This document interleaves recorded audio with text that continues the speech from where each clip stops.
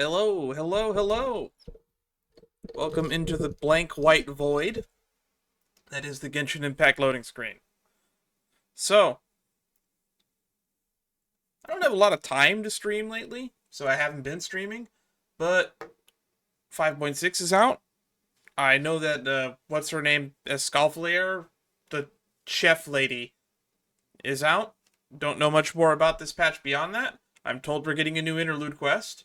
Maybe we'll start that. Maybe we'll start the event first. Maybe we'll start that new character quest that we get.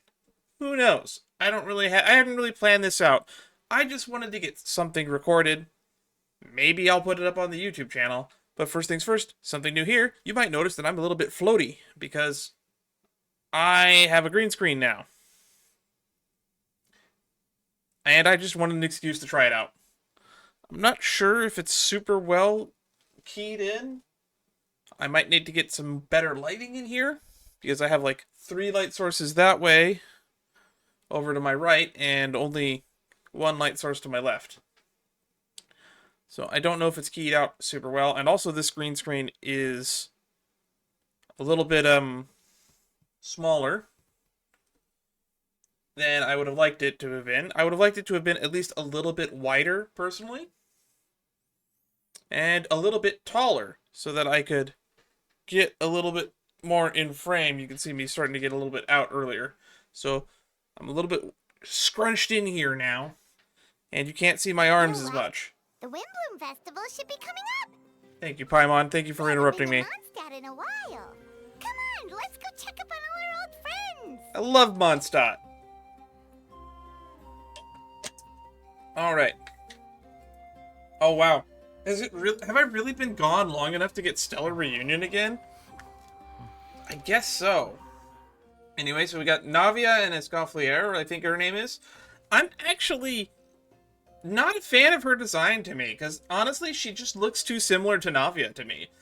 To me, it just looks like Navia in another outfit. Which is why I haven't exactly been super excited about it. Escoffier? I have no clue how I'm meant to pronounce that. And she's going to be 19 days. Also Navia.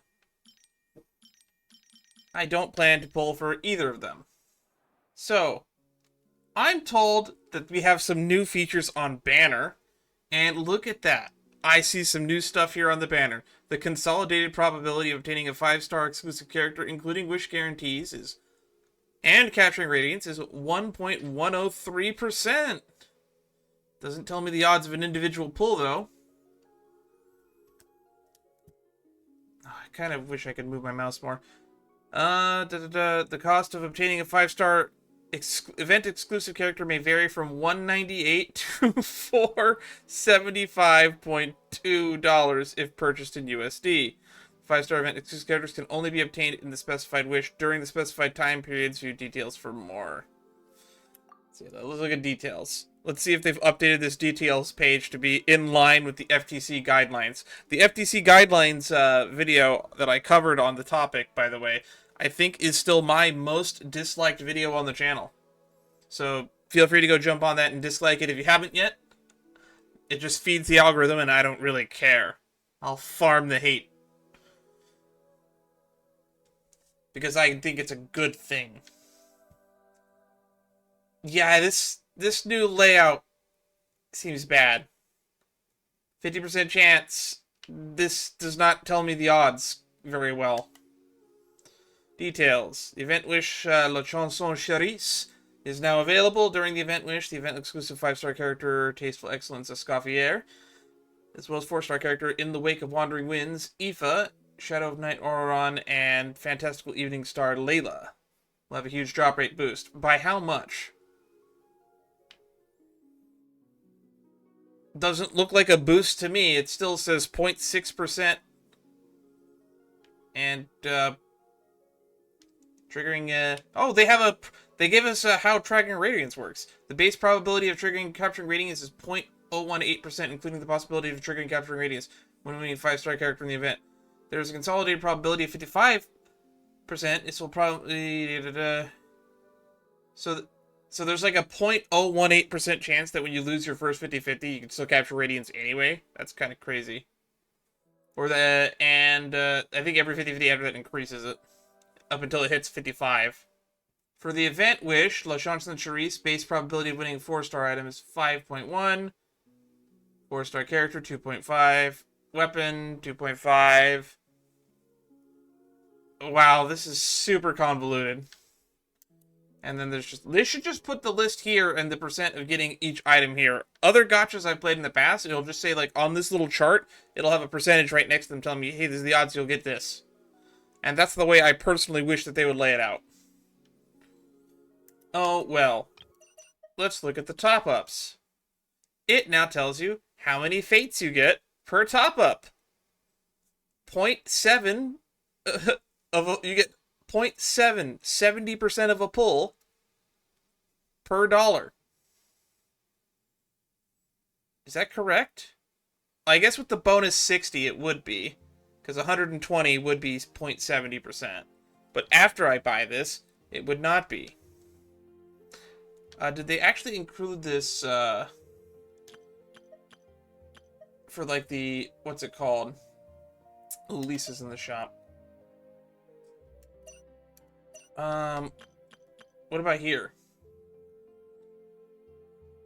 Roughly equals intertwined fate 18.7.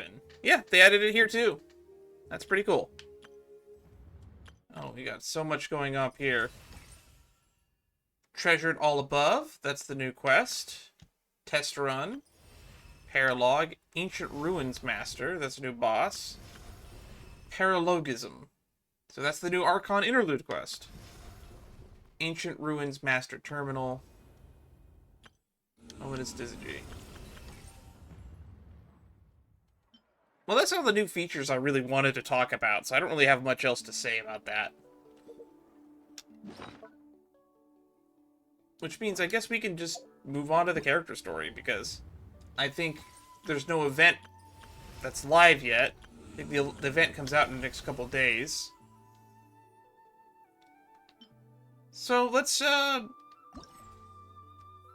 this. Treasured all above. If I can't finish this in like 2 hours, we'll probably just end the stream there. But, and then I'll just finish the rest of it off stream at a later date. Actually, no. Paimon said to go here, so we'll go here. Crimes 1 and 2. What? Paralogism. Paralogism. Paralogism? I don't know. Paimon said, let's go to Mondstadt. Let's go to Mondstadt. When has Paimon ever steered us wrong before? These Fatui agents always got to be up to date with the latest news. What do they say about the captain? Did you hear about what happened to the captain? I heard a few whispers. Apparently the Tsaritsa decided to keep his position as is. Captain must have had his reasons for doing what he did, and the Abyss is not a foe to be taken lightly. What's this? A rare lapse in your bullish optimism. Well, he did manage to earn everyone a valuable reprieve, including us, wouldn't you say? And I've heard tell from our returning comrades that there's something wrong with the sky above Natlan. Has even greater calamity befallen us. Perhaps a calamity, or perhaps an opportunity. Why else would the powers that be suddenly dispatch their hands to a place like Nodcry? I'm excited for Nodcry. I haven't had time to talk about it in a while, but I kind of like the idea that they're going to be apparently tying up a bunch of story threads. Because there's so much that I feel like hasn't been, what's the term? Left to the sidelines. A lot of the world quests, for example. What is that? Return to special story mode. What?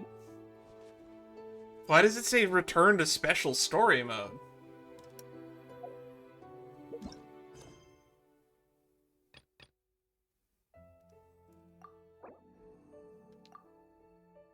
Entering focused experience mode.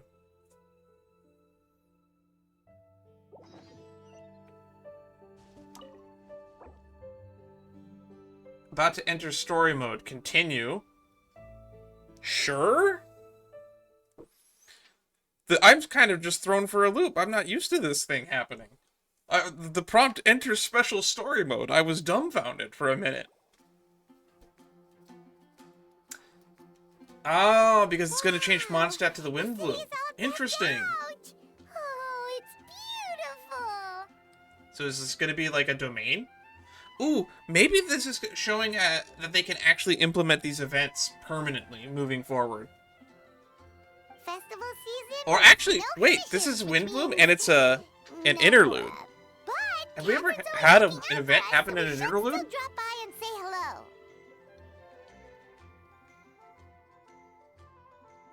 Catherine's always looking out for us, sure.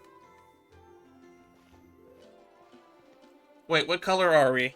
We have to. What color? Greetings, traveler. Paimon. Oh, we still have the pyro gems on us. Hey, Catherine. Still doing the whole no commissions during Windbloom thing? In general, yes. The people of Mondstadt don't delegate their work to others this time of year. But But Oh, what you got? feel free to take a look around. I think you'll pick up on something unusual. That's not a good sign. I don't like unusual. Or I don't like the way you said unusual, to be specific. take a look around, huh? I think the last time we were here was with Kale, Tanari, and Sino. It's finally Windbloom. And Oh, it's here these I two am again. ruining everything. You're a bit tired. No big deal. Give it some time. How about doing something fun tonight? We could take a stroll or go stargazing. Stargazing? Like we'll find a spot. You know people start reserving places on Star Snatch Cliff the moment the sun goes down. Sorry, I'm just not in the mood. Isn't the I Wind should Bloom go. Festival supposed to be like the Valentine's Day event or something? Whoa, something's off with Beatrice. She would never give up a chance to talk to Quinn. This is weird. Something's not right. Oh, you're leaving? I can walk you home.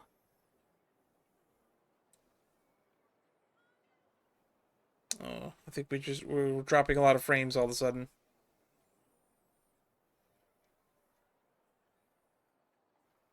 No, it's okay. Thank you. I just need some time to myself. Besides, there's still something I need to do. The truth is, Quinn, not long ago, You what? What is it? Is there something wrong? Never mind. It's nothing. Actually, Quinn, I think we should stop seeing each other for now. What is going on? Huh? Wait, are you saying we can't be friends anymore? I thought we were best friends. This feels so unnatural and so forced dialogue. Did you see that? Beatrice ran off without looking back. Oh, we go adventuring in other nations for a bit, and one of Mondstadt's best friendship stories is already over? I mean, we weren't around to see how it developed, so I guess that's fair. Maybe they're just working out the kinks? So, is this what you meant by unusual, Catherine? Someone's talking to Marjorie over there. This is just one example. Beatrice has been feeling down for days. But that's not all. Oh, please tell me Timaeus is okay. Oh, it's the honorary knight in Paimon. Oh, what's got you down in the dump, Miles? Is something wrong? You don't look so good. I know a knight should be stronger than this, but I haven't been feeling right lately. I just can't focus. I started sleepwalking out of nowhere. Sometimes I'd even wake up in the middle of the night standing in a random location outside. Has Miles ever had any voice dialogue before this? You should see a doctor. I don't think that they have. I did, but all the tests came back normal. The doctor said I'm fine. Speaking of doctors, who are the doctors in Mondstadt? Do we know any? I know that Barbara can do medical stuff, but she's like a priest, or technically she's like a deaconess? Yeah. I even consulted Miss Barbara at the Oh. church, but her conclusion was the same. So he went to a In any doctor case, and she Barbara. was kind enough to pray to Lord Barbados for me to get better. Maybe we should go talk to him. Barbados definitely knows what's going on. Is it because I saw something I wasn't meant to see? Why would that be your first jump to? Sorry, this is for me to figure out. It is Windbloom after all. Anyway, I have patrol to finish. Until next time, you two. Now why would you say you're feeling down because you saw something? That is so suspicious. Tell me what you fucking saw. Or not. Just walk off, I guess. Huh. Is it something in the air, maybe? No, Paimon. Suspicious activity is happening. And people are keeping quiet about it. Uh-oh. What happened to the masked knight hero? It appears Miss Donna is also out of sorts. Oh, where can I find a truly fascinating man? No, she sounds normal to me, actually. Wait, but Donna is the one who has a huge crush on D-Luke, right? You mean the masked hero? That's what I thought too. But she seems to have changed her mind. Oh, hi, Kaya. Is that Captain Kaya? Oh god, of course she would go for the other brother. Huh. Now that I look at him, he's exactly my type. How come I never felt this way before? Because you were staring too much at his brother. Ah, here, time for my best Kaya impression. I'm flattered, Miss Donna, although I do wonder whether that was intended for outside ears. Oh, no. Of course not. I'm sorry, Captain. Just pretend I didn't say anything. And, have a happy Windbloom. I intend to, my dear, but first a question, if you don't mind. Why the sudden change of heart? I was under the impression Master D-Luke was the object of your affections. Good question, Kaya. Oh, that was it. Wow, oh no, we're reading people's minds again. And at least somebody seems to be investigating what's going on. I think that's our cue to go talk to Kaya. So, you knew about that? Well, Master D-Luke came into the city not too long ago, but when I saw him, it was like the butterflies just weren't there anymore. Wow, your love for him was that fickle? That the second you saw him and your heart didn't skip a beat, you felt like, I guess I don't love him anymore. Wow. You know what? I decided. I love Magic the Gathering again. If I had to compare it to something, it would be like waking up and realizing you're married to a man you don't love. But you're not married to him. But then I saw you. And it wasn't that something was different about you. I can't really explain it. It was just a feeling. That's definitely a description. I understand. And I'm flattered. I was able to bring back the butterflies, but I don't... But I do need to see to some business. So I'll take my leave. Oh, here he comes. Well, surprised to see us? No, I think he's expecting us at this point. Something fishy's going on, and then we show up. I mean, if I were him, I would be suspicious of us. Not at all. You're the exact two people I've been trying to find. So, Dan, Paimon, how have you been? All good. How about yourself? And the rest of the Knights of Favonius? The answer to that requires private conversation. Catherine, do you mind? Not at all. Have fun, you three. So, you said you were looking for us. Yes, Jean sent me to find you when she heard you were back in Mondstadt. But let's discuss the finer details back at the headquarters. Cue the title card. Paralogism. Interlude chapter, Act 4. So I think this takes place immediately after, or I guess it's implied to take place after the Wanderer event. Also, someone pointed out to me that apparently this is like one of the only Catherine stalls where there's a door in there. Crimes 1 and 2, I just remembered, is the name of the mission. Somebody saw something they shouldn't. Hey, Eula! Kaya, you found them.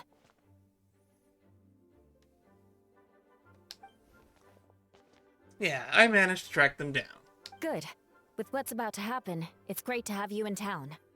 With what's about to happen? What's about to happen? Whoa, headquarters are packed. What's going on? Yeah, there's probably the most people we've ever seen in this hallway. Are we finally going to be allowed to go upstairs in the hall? Honorary Knight Paimon. Oh, it's I an know. honor to meet you. I believe introductions are in order. Allow me. You have Note, Captain of the 2nd Company. Skiren, Captain of the 3rd Company. Eula, Captain of the 4th Company. And, of course, Captain of the 9th Company. Me. I kind of forgot that there's... Man, can you tell that some of these characters are designed to be more important than others? Imagine if we got cool original NPC designs for some of the other knights that are supposedly captains. I could have sworn we've met Note before. Skiron has a very similar model to some of the other knights we've seen, so I kind of wouldn't have been able to tell. If you hadn't told me his name was Skiron, I would have known he was somebody new. Oh, you're all captains? That's right. Master Jean is waiting for you inside. She'll explain everything. Alright. I kind of forgot that Eula's taller than us.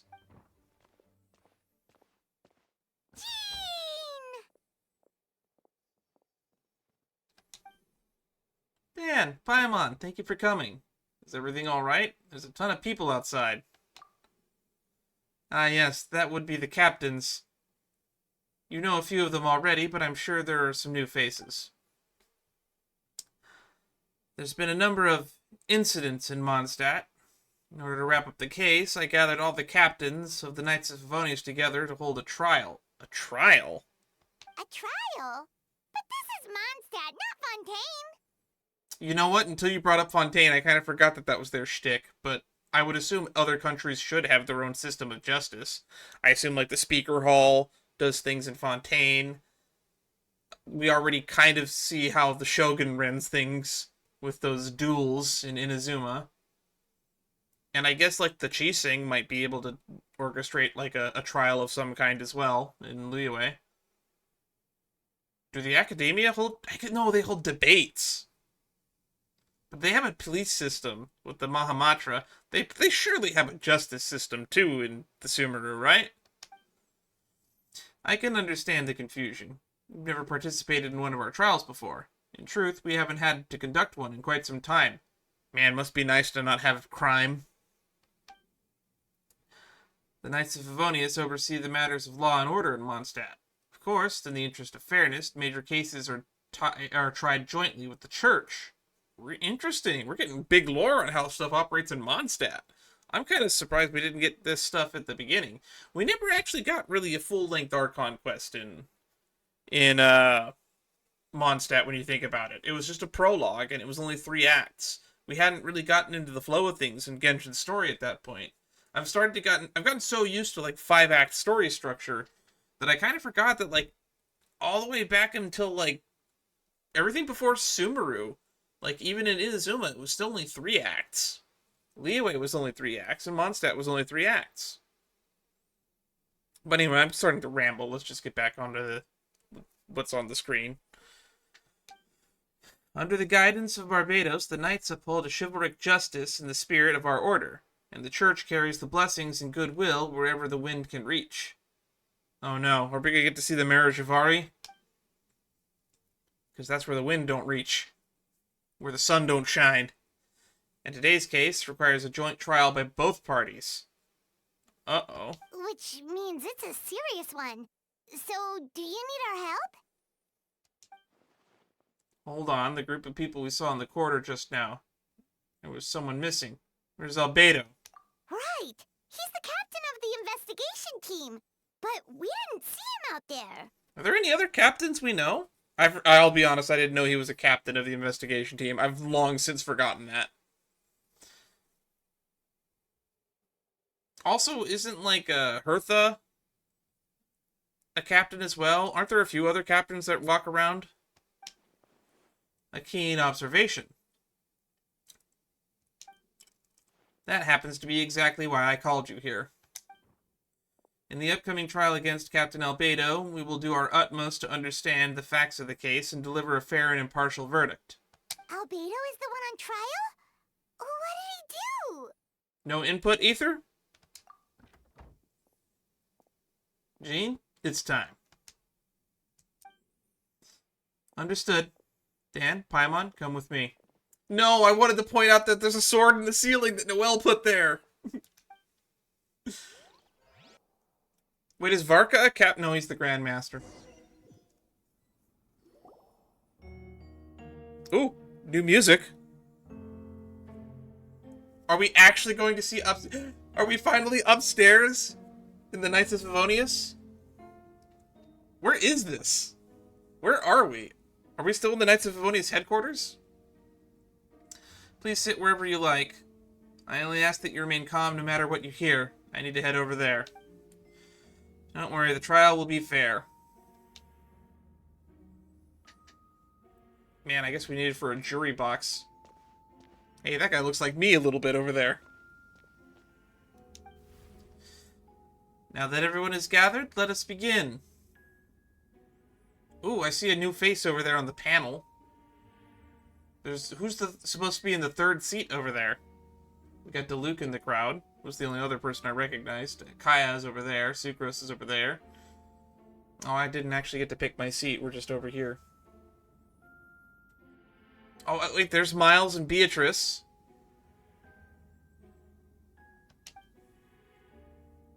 Oh, there's Rosaria. She was just out of frame. With Grandmaster Varka away from Mondstadt for the time being, I, Jean Gunhilder, will oversee today's proceedings. Mr. Dahlia, Deacon of the Church of Favonius, Mr. Dahlia, will serve as an assessor. As representatives of our respective organizations, we will ensure a just verdict in this case. I guess it makes sense that Rosaria's here. If Albedo's on trial, Rosaria's constantly watching him. Rosaria, if you're constantly watching Albedo, how did he possibly do anything wrong on your watch? We're gonna have to call Rosaria to the stand, aren't we? Oh, that's a new face. Deacon of the church. Does that mean he works with Barbara and Rosaria? Rosaria's right behind us. Maybe she'll say something. The defendant in today's case is captain of the investigation team, Albedo.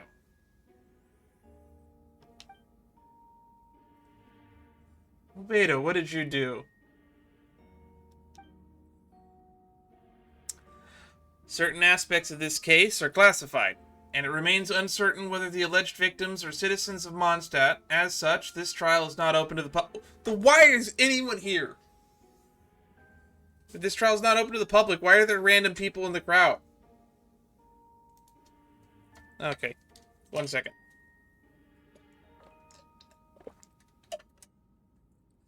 I'm going to have to be reading a lot out loud.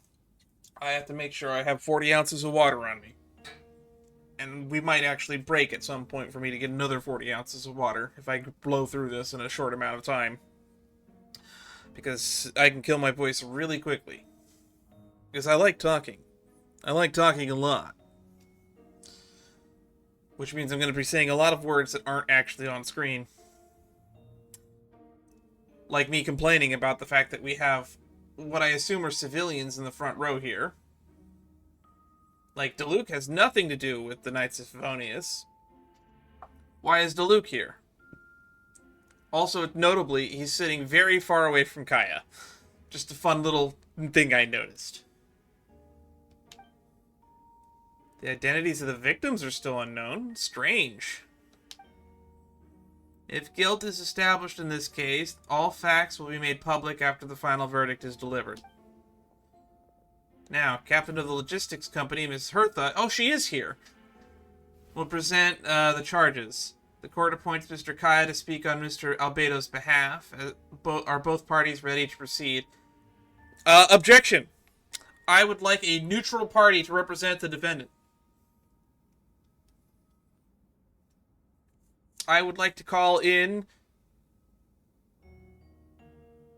I mean, there's quite a few lawyers we could call in, to be honest. I mean, we've done lawyer representation in the past. Yanfei is like the obvious answer, but she's in Liyue. I don't know how much she knows about the law of Mondstadt. She says, admittedly, in some of her voice lines that she doesn't know a lot about Fontaine's laws because there's so many and they're so convoluted and some of them are very arbitrary. Do we know anybody who knows anything about Inazuman law? I mean, besides the Raiden Shogun and a few... Ayato. Ayato probably would be really good. But their isolating wouldn't be very helpful here. Who would be a really good Mondstadt lawyer? No offense, Kaya. Love you. Love you, Kaya. But you're not my first pick. Actually, sadly, I think Albedo would have been my first pick for a lawyer now that I think about it. Oh, that's not good. Oh, that's not good at all. What about Diluc? Diluc probably seems very familiar with the laws of Mondstadt. But then again, we know that he's not too fond about following them. Barbara? No, I want a neutral party. So someone that's not from the Knights of Favonius, ideally, and someone that's not from the church. Which leaves... No, Diona's too young. We haven't met Alice yet. Alice would, or anyone from the Hexenzirkel, would probably be very ideal. Mona? Maybe Mona? Ooh, maybe someone from the Adventurers Guild. Ooh. Ooh, I just realized Bennett. Fischl? Fischl Bennett? Can I get Oz to represent us? I'm going off on a huge tangent here. Are both parties ready to proceed? I guess. Yes. Ready to proceed. I haven't heard Herta's voice in so long. Sorry, Hertha. Hertha, not Herta. Herta's in Star Rail. Miss Hertha, the floor is yours. Prior to this trial, the Knights of Favonius, in conjunction with the Church, launched an investigation into Mr. Albedo for suspected murder and unlawful disposal of human remains. Those are some steep charges. What does the defense have to say? Murder? Do we even know if it's a murder? What evidence? Show me evidence. No reaction from Albedo. A witness stated that 11 days ago, in the middle of the night, 11 she days saw ago. the defendant southeast of the city gates, dragging a large object she later identified as a human body. Oh, is that what Beatrice saw? It could have been a sack of potatoes. That's circumstantial evidence at best. No. There's no way. Okay. Or was it Miles that saw it? We now call that witness to the stand. Beatrice, please tell us what you saw. Oh, you just told us what we saw. I guess we have to hear it again from you. Witness testimony is not enough evidence. I would just like to say, I would require hard evidence if I sit on the jury to convict anyone of anything. I need hard evidence. Beatrice, so that's what she was trying to tell Quinn earlier. Well, I was out late that night on business. And when I came back, I saw someone in the moonlight that looked like Mr. Albedo. He was dragging a huge bag of some kind. Also, if we're accusing someone of murder, do we really want the witness to be standing unguarded without a bailiff or something protecting her 3 feet away from the guy accused of murder? I mean, even though it would be in the murderer's best interest to not try anything, it just feels like a safety precaution that we could be taking that we're not. I thought it was strange, so I followed him. Then, there was a sudden flash of golden light. The bag opened, and inside there was a body. Also, why were you following him? I mean, you see an alchemist dragging a bag through the street at night, I guess I would follow him. No, actually, no, I wouldn't follow him. I wouldn't want to see something I shouldn't. Mr. Albedo's vision allows him to manipulate the ground with ease. So he buried it, and then removed any traces on the ground. Damn Geo visions. Before he left, It seemed like he looked in my direction. Maybe it was just my imagination, but I was terrified thinking he might kill me too. Luckily, he didn't see me. Did he? Well, I mean, you now said it directly in front of him. So, I mean, if you got a target on your back now. Now I turn to the defendant. Describe your whereabouts that night. Do you have an alibi? I was working in my office on the second floor of the Knights of Favonius headquarters. I want to see the second floor! Quit teasing us with those stairs we can't go up. That's right. The next day, the defendant submitted his latest environmental report on the Dragonspine region. Considering the length of the text, it must have taken a considerable amount of time to finish. But he could have started it at any point, so that's not a good counter defense. Seriously, we need a better defense attorney. Can anyone attest to the fact that the defendant was working in his office that night? Okay, if the fact that they were sitting next to Kaya means I'm assuming we're going to call Sucrose to the stand. No. Fuck! Well, we're more than 8 minutes in, so I can swear now, right? Then the length of the report is not a sufficient alibi.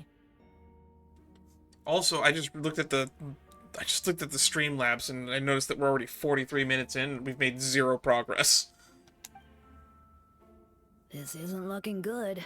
Also, I haven't heard your voice yet, so hi, Mr. Dahlia.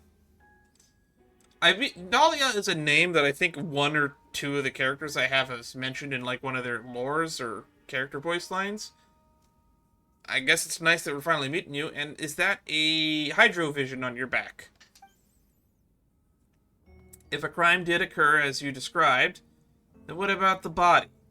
You mentioned the joint investigation. Well, was the body recovered? Not yet. Really?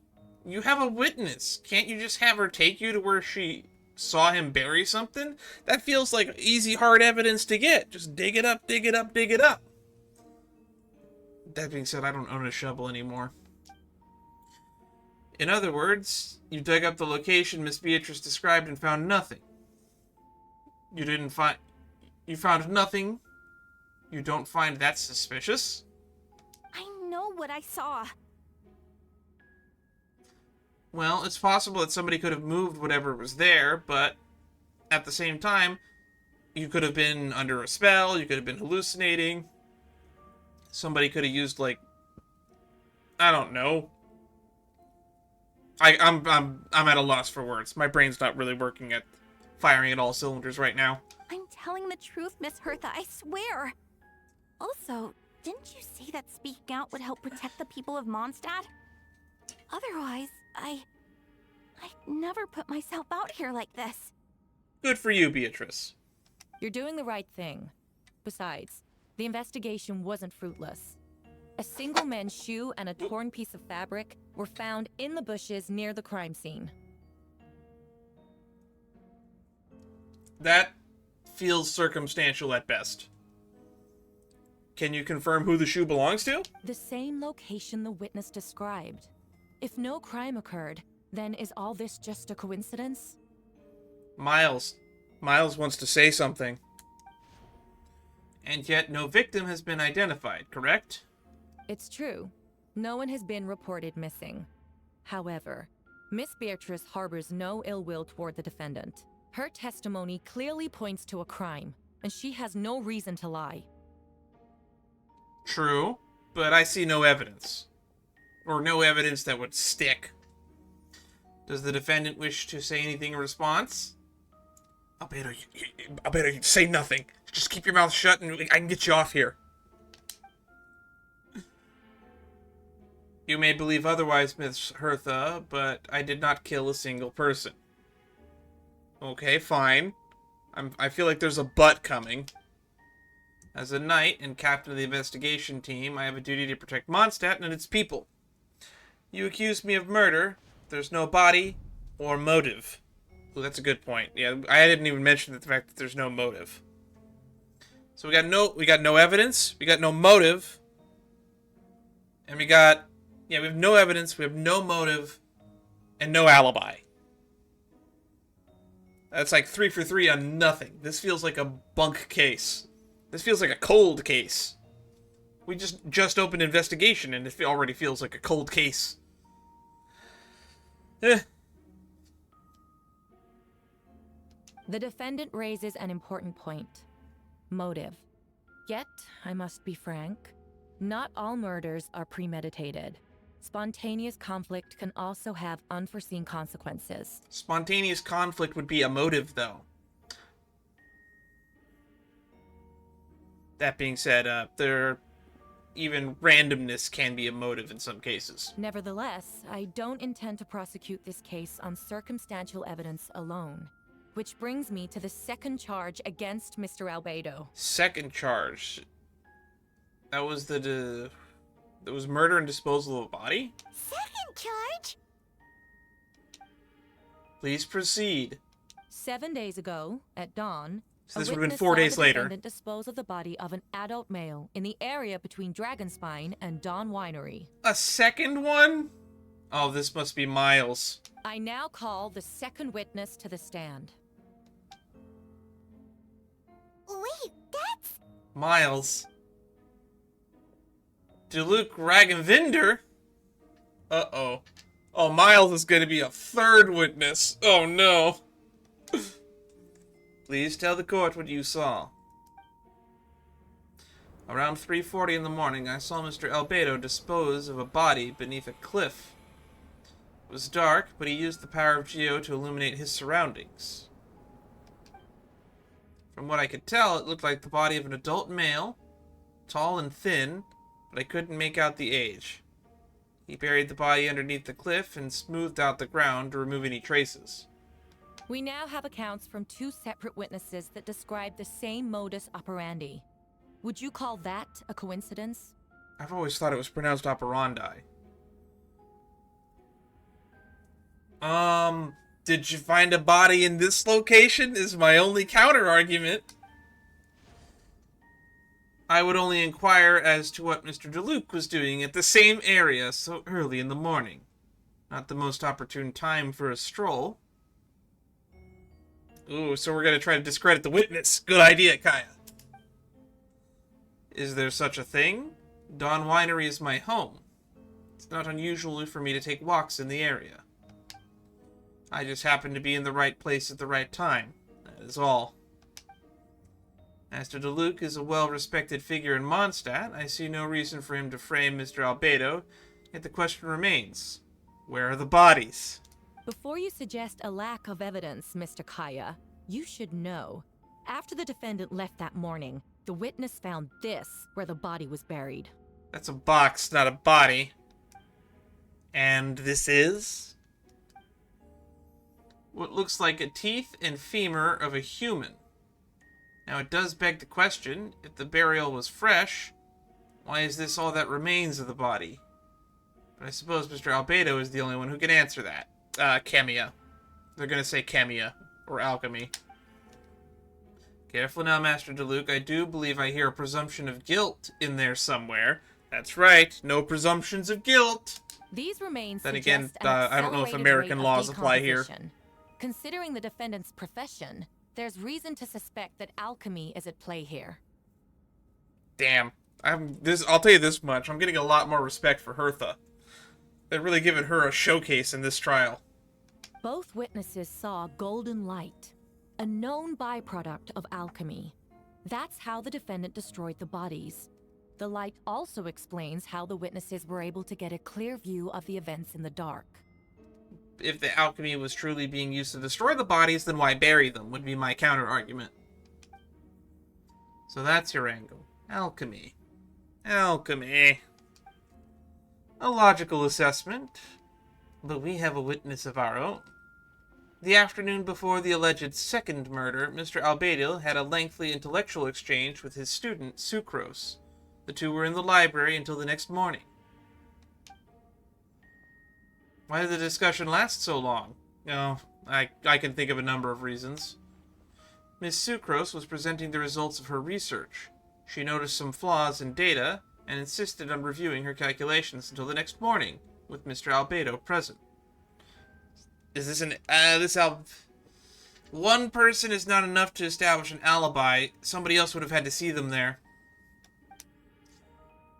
That's right. We were in the library together. You're certain Mr. Albedo was present the whole time? Yes, and I know Mr. Albedo will never kill someone. He could never be that cruel. I wouldn't say that. Man, I should do a tier list of how many characters in Genshin Impact do I think would commit a murder. The more I think about this, quite a few of them already have. Nevertheless, the other witnesses have no reason to lie. Tell me, Miss Sucrose, that meeting in the library, were you awake the whole time? Sounds like a considerable duration to go without sleep. If she was presenting something and she was the one leading the conversation, it seems more than reasonable. Oh, Oh, please don't tell me you fell asleep. I do hope you can be truthful with us. It concerns the safety of countless Mondstadt citizens. A crime like this cannot go unpunished. I'll take it from here. During our meeting, Sucrose did fall asleep not long after midnight. Which would mean 3:30 a.m. was... They didn't leave the library till the next morning. It's alright, Sucrose. You don't have to lie for me. This is a sacred place of judgment. The truth is paramount. Okay, that's pretty noble of you. But I told you to say nothing, Albedo. I'm trying to get you out of here. Mr. Albedo. Horrible, horrible witness. Not you, Sucrose. I'm being defendant. I see. And I'm afraid your alibi cannot be substantiated. Do you understand? Did nobody see him leave the library? Lisa, where's Lisa? Yes, I know claiming innocence without proof isn't enough.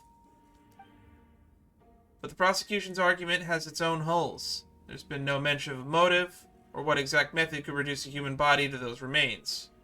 I mean, she's claiming alchemy, but I don't know enough about the science. No conclusive evidence of guilt. But the witness accounts do match to an extent that can't be dismissed. This is a tricky one. Okay, does anybody have an ability that lets them change their appearance to look like someone else? This isn't a world where visions exist, after all. Allow me to submit another piece of evidence. The investigators intercepted one of Mr. Albedo's correspondences. I will now read the pertinent parts to the court. I call for a mistrial. They didn't share evidence during discovery?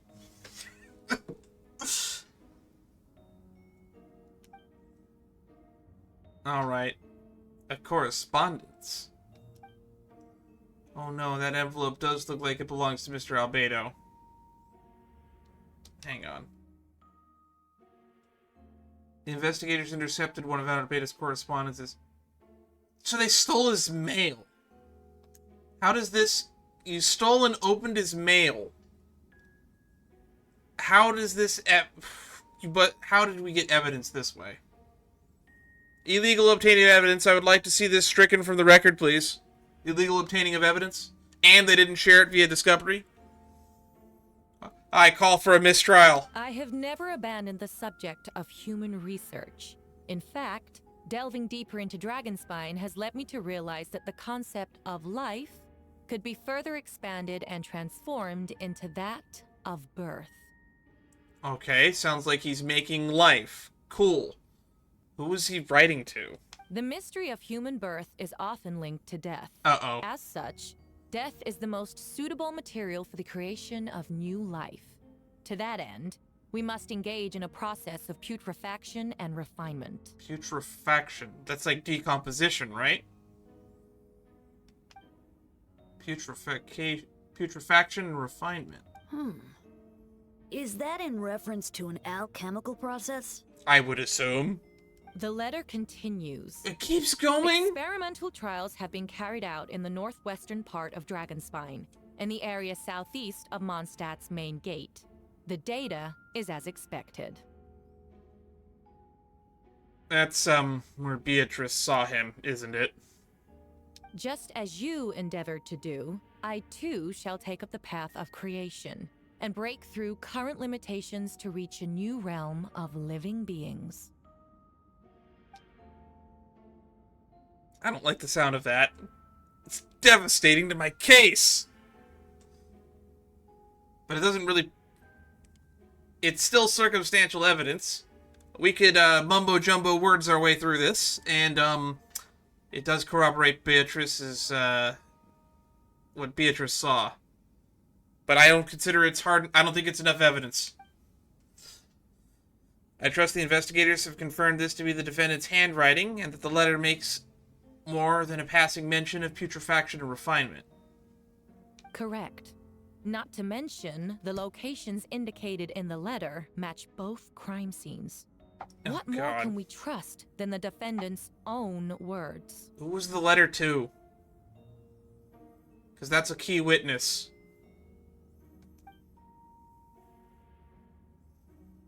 Who was the letter to? Kaya! No, it can't be true. Kaya, you're horrible at this. Can't believe it. A guilty verdict cannot be delivered without sufficient evidence. In order to protect all parties involved, that is what our principles demand. My original assessment was that we lacked said evidence. But now, it seems the only remaining questions are the identities of the victims and the specific alchemical process used in this case. That seems like some really key evidence. Huh. Oh, I didn't realize we lost connection. Oh my god, it put me all the way back here. You found them. Well, I'm gonna try to speed through this real quickly.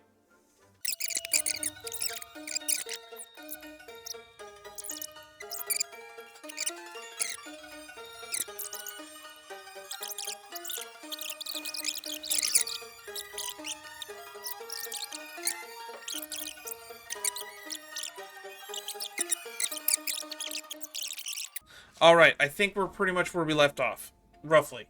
Editor me, you can skip back to here whenever I get around to editing this. Then we are in agreement. The evidence is conclusive. On the charges of murder and unlawful disposal of human remains, the court finds the defendant guilty. That's conclusive evidence? Objection.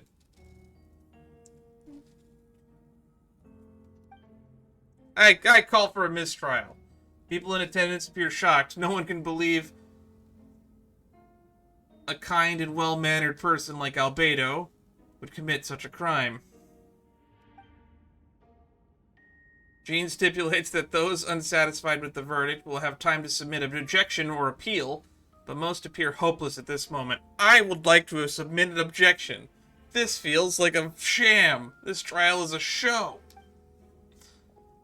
I don't think that that's anywhere near sufficient evidence. As you watch Albedo being taken back to headquarters, you get a strange feeling that something hidden is about to come to light. It all comes back to the letter, a secret that you and Albedo know all too well. The people of Mondstadt have yet to discover. Why would Albedo do something like that? Oh, this has to be a nightmare. I feel like they're building off of stuff that I haven't seen, because I didn't play through Shadow amidst snowstorms. Also, if Eula was here, I didn't see where she was in the courtroom. Albedo told me his secret once, that he was a synthetic human created through alchemy.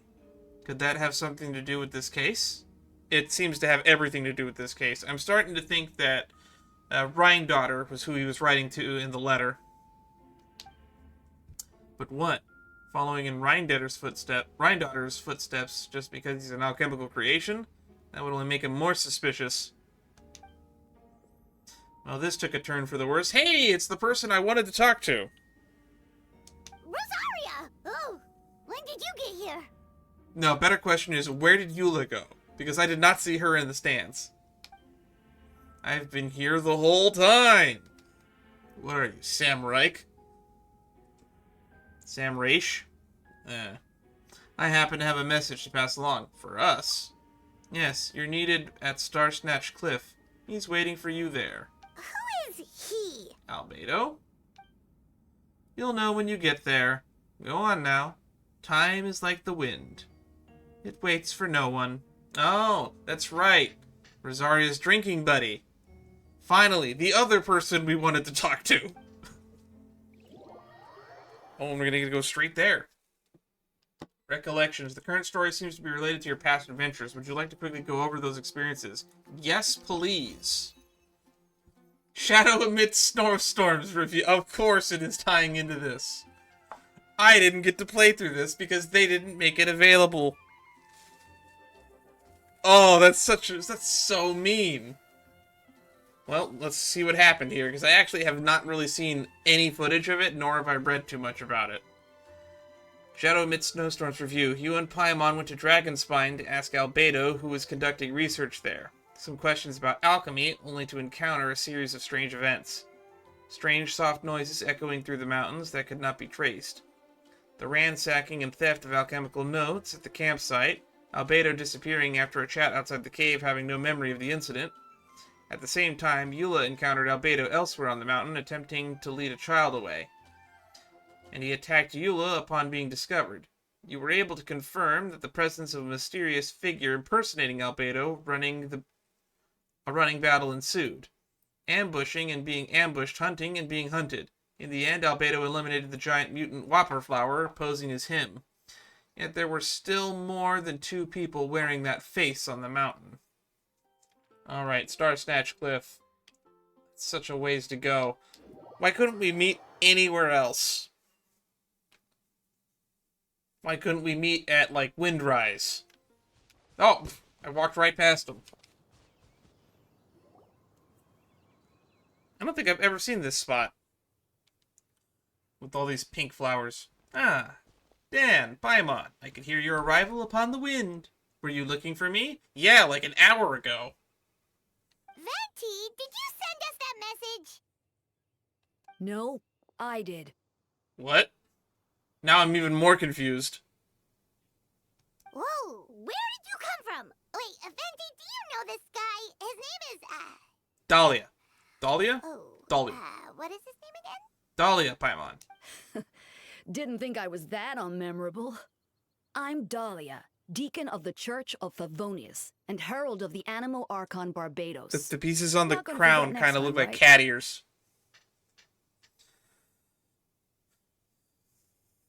Herald of the Animo Archon Barbados. Not gonna forget next time, right? So you called us here so we could meet with Venti? That's right. I noticed you during the trial. The legendary honorary knight. You seem to have a lot of thoughts on your minds, so I thought we should have a chat. Cool. Could we have meeting somewhere, you know, closer to town? Like the docks, maybe? After all, I am the Herald of Barbados. If the people of Mondstadt are in danger, I should keep the Animo Archon in the loop. Oh, cool. Someone else who knows Venti's identity. Is there, I actually don't really know how many people in the town actually know Venti's identity or not as the Animo Archon. It's really kept vague for some characters. I mean, Jean and Diluc know because of the events of the prologue. And then everyone else is kind of vague. Fischl probably doesn't. Bennett probably doesn't. Kaya, I think, does, but I think it's kept vague. Lisa, I'm not sure. I would assume she does, but I don't think it might not be. Wait then, you know about... About what? The fact that my tavern-hopping nomad of a friend is Barbados himself? Cool, you have a relationship with him? That's nice. Don't worry, Dahlia and I are close. He knows everything. Besides, a god needs someone to communicate their will in a formal setting, and no one does better than Dahlia. Not that I saw that coming when we first met. But back to the matter at hand. I believe you two already know about Albedo's background. So, big plot hole that is introduced by the introduction of Dahlia. Why couldn't we talk to you to get the lyre de Himmel during the prologue instead of talking to Barbara? Just saying. If you mean his true identity, then yeah, we do. So, you know too, Venti? That's surprisingly Archon-like of you. Well, actually, we learned in the last Windbloom, which was another time-limited event, that Venti had a close relationship with the Hexenzirkel. Which means Venti probably understands or has interacted with Rhine-Daughter in the past, as well as Alice on several occasions. So, Venti knowing Albedo's true identity as a, what is it called, artificial being, doesn't surprise me. Well, I knew from the moment Rhine-Daughter and Alice brought Albedo to Mondstadt. When those two are in town, no one can afford to slack off. The Cried Prince, a perfect specimen of synthetic life. At this stage of the case, there are countless questions surrounding Albedo's motive. His true identity is a potential weakness. A synthetic being loses control of their sanity and goes on a killing spree. That's how a novel would frame the story, and people are inclined to agree. I mean, there's also, if you drag the body from somewhere in town, and there's no missing persons, maybe he did grave robbing? Albedo has told us before that humans often value the ordinary over the transcendent and miraculous. And the slightest difference is perceived as other. A very common phenomenon. Yeah. Which means we need to find a way to help your friend. So what do you know about the situation, Rennie? Me, well, I know that Albedo is a synthetic being, and that a lot of strange things have been happening in Mondstadt. Even through Windbloom, even though Windbloom should be about drinking and having fun. We noticed that too! The minute we got here, something was off. You share your observations about Venti and Dahlia. Hmm. Well, Miles I saw picked something, up and on we most didn't of hear him those, too. testify. Miles is out of sorts. Beatrice seems anxious. Although I didn't know Donna stopped being interested in Master Diluc. Oh yeah, I forgot about that. I must have blocked it from my memory. When no love remains for the songs to tell, the world becomes naught but an empty shell. Cruel is said fate, cruel it may be, were it not for a hero who could set us all free. What are you getting at, Tone Deaf Bard? You know, this might be the first time he felt tone deaf in a room setting that I honestly felt that he was tone deaf. Oh, just making a comment. There are always unavoidable trials in life. At least that's what Barbados would say. A certain someone is going to need to overcome a trial like that. In such cases, even the Seven know better than to tamper with fate. If only there were a brave soul willing to aid their friend in his time of need. Should he meet a terrible fate, all of Mondstadt could be worse for it. If you wanted our help, you could have just asked, you know. Or Albedo could have asked.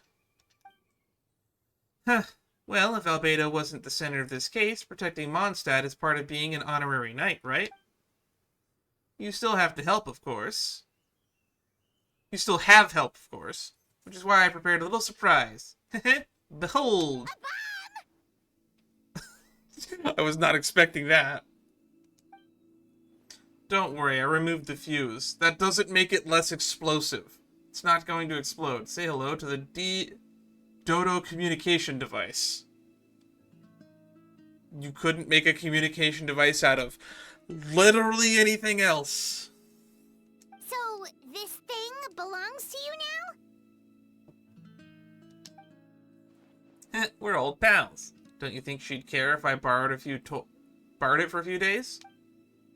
Don't think she'd care if I borrowed it for a few days.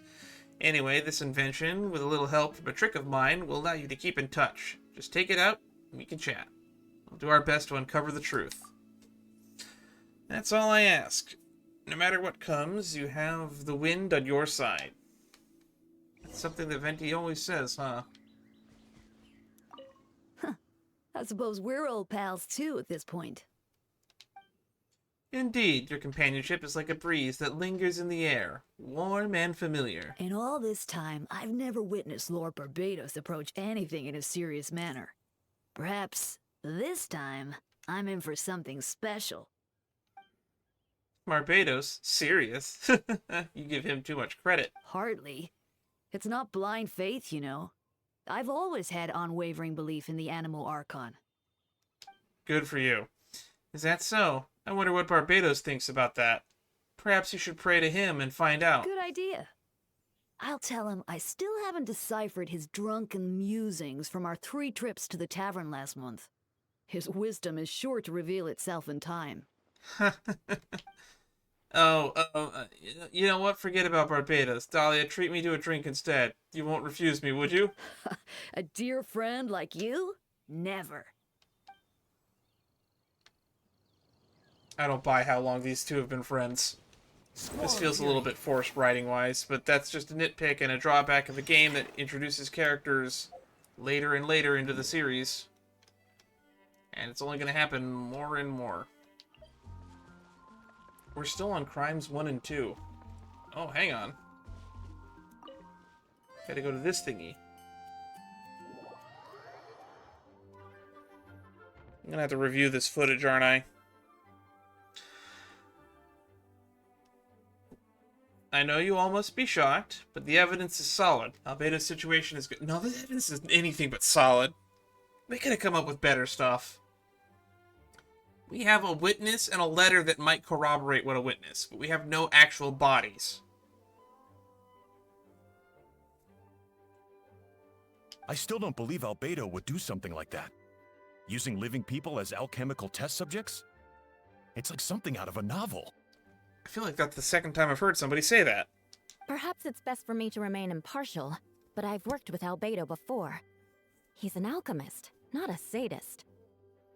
I still would like to volunteer the whole grave robbing idea. The version of events is hard for me to accept as anyone, but Varka once said Albedo is very different from the rest of us. Perhaps there are things we still need to learn about him. Let's see what Albedo has to say for himself first. Would you mind giving me a moment, everyone? A private matter requires my attention. Hey, Jean!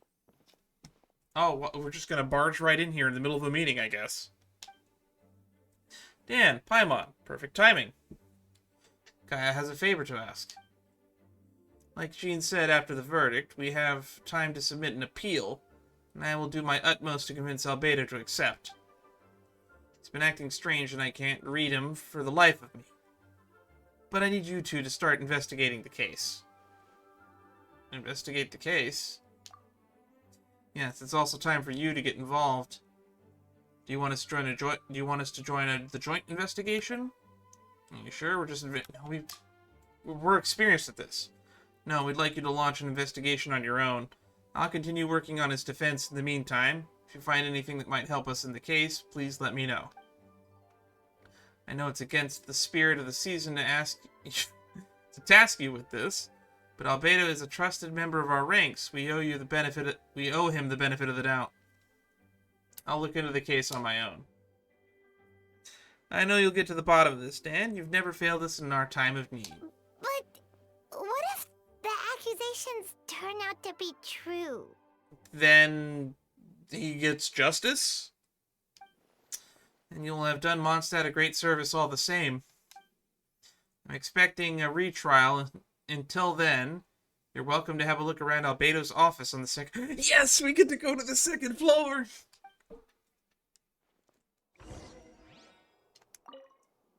Thank you for agreeing to investigate. We're counting on you. Is it still there?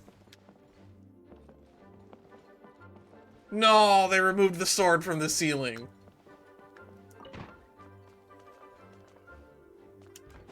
Can we go on the second floor? Yes! We can finally go upstairs! Screw Albedo's office, I'm going in here. No. No. Oh. There's a third floor. No! Oh, come on. Wait, Captain Kaya!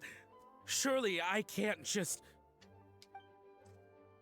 These two are here on Jean's orders. She's asked them to investigate Albedo's office. Oh, in that case, head on in. So why were you so upset? You sounded like you had something to hide.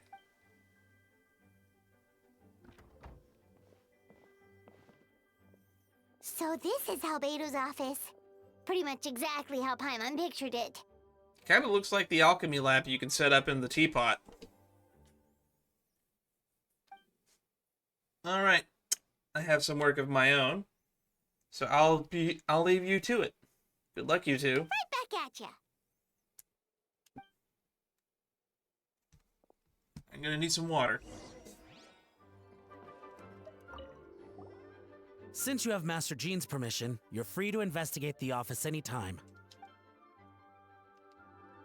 Alright. Start with the book. Alright, let's see what we can find. Ooh, hang on. Oh, we can scroll around. Research notes, test tube, the lockbox on the desk. Ooh, and nothing over here. Let's start with this. Lockbox sits on the desk. The latch bears a sign of wear, suggesting importance of whatever lies within. The box is likely remain locked most of the time. But now the lid remains wide open, as if the owner was forced to leave in a hurry and didn't have time to lock it. Perhaps the letter intercepted by the investigators was once stored here. The remaining contents shouldn't hold much weight as conclusive evidence, but you still find a strange feeling after reviewing them. In elegant penmanship, the letter reads, "In addition, I do happen to have some information on the subject of our last discussion. The materials in the arcane formation are required for human transmutation. The formations in these records likely originate from the Conrian art of Chemia, but relevant documentation has not been well maintained over time, so I cannot guarantee that there are no errors or omissions.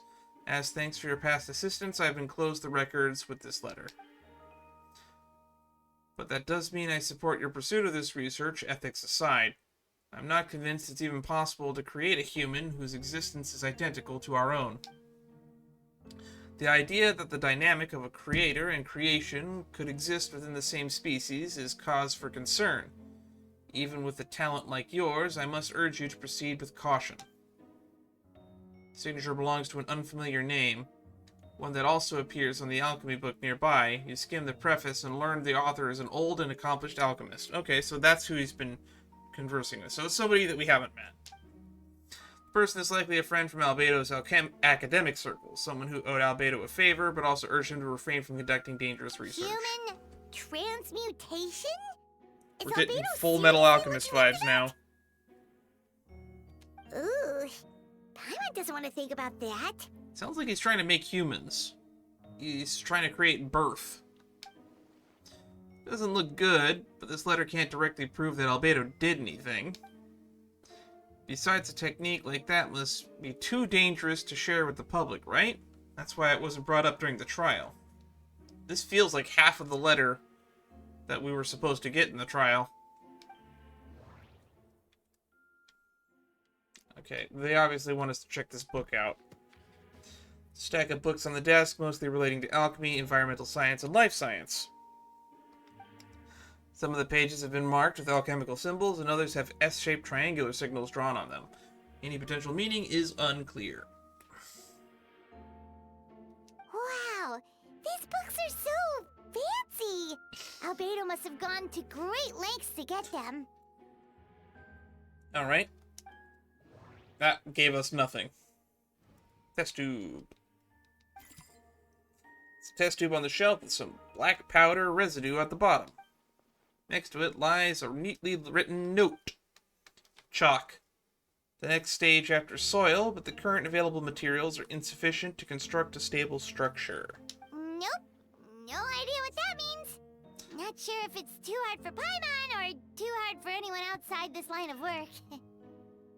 It's starting to sound like, what's it called? Ars Magna. If chalk is like one of the bases, I feel like after chalk it's like rubido, albedo, negrido, citronitis, whatever the green is, I forget. It's been a while. My golden alchemy notes are rusty. Hey, are those the bottles from the alchemy event? Research notes. Oops, I hit the wrong button. Alright, let's see what we can find.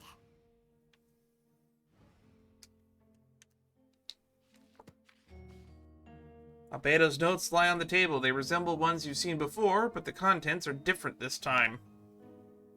As always, the penmanship is impeccable, careful, and neat, with certain elegance in its uniformity, much like the man himself. One of the notes reads, putrefaction should be regarded as counter-simulation to the process of life, a highly efficient and destructive spell of rot. Upon use, the target will decay within an extremely short period of time, turning to dust that is neatly invisible to the naked eye before dissipating into the air.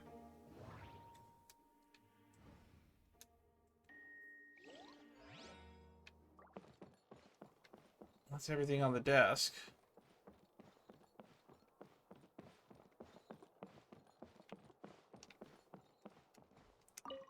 Something else it wants us to look at? Alright, let's see what we can find. I guess now we could probably understand the notes then. After moving the book, the desk looks almost empty. Your hand slipped while moving the book, causing the hardcover book to strike the desk and resulting in a noise a bit unusual. It's subtle, but to an experienced adventurer it sounds too hollow, almost like there's a compartment within the desk. Yeah, I think they call those drawers. Wait, it looks like there's a hidden compartment under the desk. There does appear to be a compartment added to one side of the desk. It's very well hidden. The lock mechanism is complex and seems to involve elemental power in some way. Perhaps you could try using the power of Geo. I was about to say, can we go get Noelle? I'm sure she could open it. The hidden compartment opens. Inside is a piece of paper with more information. Festering is also a manifestation of rot. When festering forces and sufficient amount of life energy collide, the two will repel each other, triggering a powerful side effect. When I tested this in an alchemical experiment, the results of the refinement were startling. Breaking through the shackles of life, the simulation of four-letter word project, I must take advantage of the opportunity. The name of the project is blotted out in ink. What could it be? I think it's spilled. The note mentioned festering forces, which suggests Dragonspine could be involved somehow. If this has something to do with creating a synthetic life, would Albedo go that far for one of his experiments? Nah, it can't be. Amid the notes is a map and a few markings on it. Two of the marked locations correspond to the crime scenes, and the third appears to be in Dragonspine. Alright.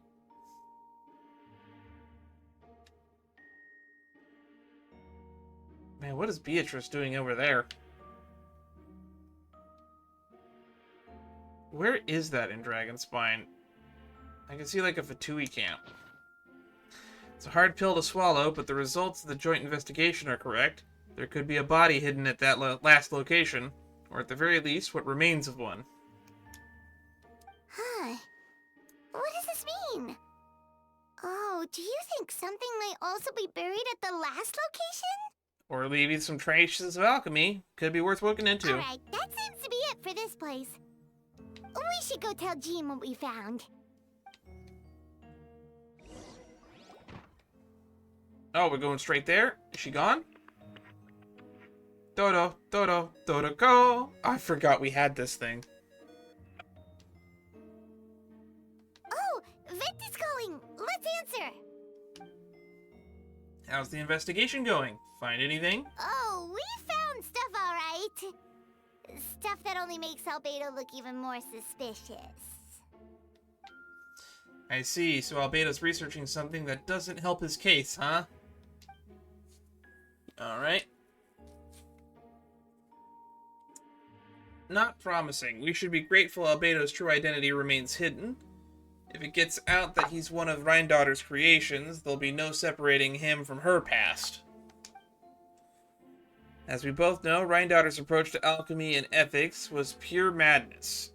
And the evidence you just found, let's just say, could convince even the closest to him of his guilt, perhaps even you. I don't think the handwriting was faked, and these notes also sounded like him. That it comes down to trust. You trust Albedo? I don't know, but I want to. I absolutely do. He's our happened. We should keep the faith. I think this evidence is bullpucky. It does actually shade some doubt onto what he's doing. I don't think he killed anybody. There's no missing people. If there was a missing person we could link to a body, then I would actually think. And grave robbing is one of those crimes where I feel like it's on the hazy part of ethics. The first scientific advancements in medicine came from grave robbing, after all. And if he really is the culprit, he must have had a reason, right? Science, Paimon. His motive is science. Maybe he's just not allowed to talk about it. Yeah, that must be it. Either way, a fair investigation means coming to a conclusion presented by the facts. Does that mean that Venti no longer believes in him? Remaining objective has its own value. Remember, none of this is your fault. Just report back with an honest assessment of the facts. Yeah. Well, let's go find Jean and tell her what we learned. Oh, is that you, Miles? That's Miles. What's he doing here? You were the third witness, weren't you? Oh, sorry. I heard voices and wasn't sure if I should check who was inside. It's okay. We're here on Jean's orders. Ah, I see. I'll, leave you to it then. Actually, I still want to ask you what you think you saw. Hold on. You didn't hear what we were saying, did you? Oh, not really. Nothing that made sense anyway. Because we were talking to Venti. Well, do us a favor and just forget anything you might have heard, okay? Oh, sure. You got it. But I want to ask Miles some questions, though. That map we found in a hidden compartment seems important. We should check out the marked locations. And Miles is just gone. I thought we were going to report to Jean. Thank you for agreeing to investigate. We're counting on you. Okay. We should be getting close. That looks promising. Look over there! Something seems off. Oh, I just noticed that we don't have the sheer cold building up. Although everything's covered in snow, as seasoned adventurer, you notice a spot on the ground that looks quite different from its surroundings. You remove the snow to find a sizable hole underneath the large enough to fit a human body. The hole is completely empty, and the surrounding markings make it look like something was dug up. Did an animal do this? Or some monster? Weird. There's a hole, but no body. The prosecution's argument is that Albedo used alchemy to destroy the bodies, but this location is different from the other two. I don't get why you would dig a hole if you're going to just destroy the body with alchemy. It feels like a loose speculation. Why not fill the hole, or smooth out the ground like the other places? Also, that does not look big enough to have a body, unless it was like a baby. Or they put it in like a fetal position. If one person did all this, why not remove the traces like the others? And if Albedo isn't the one responsible, why is this location marked in his notes?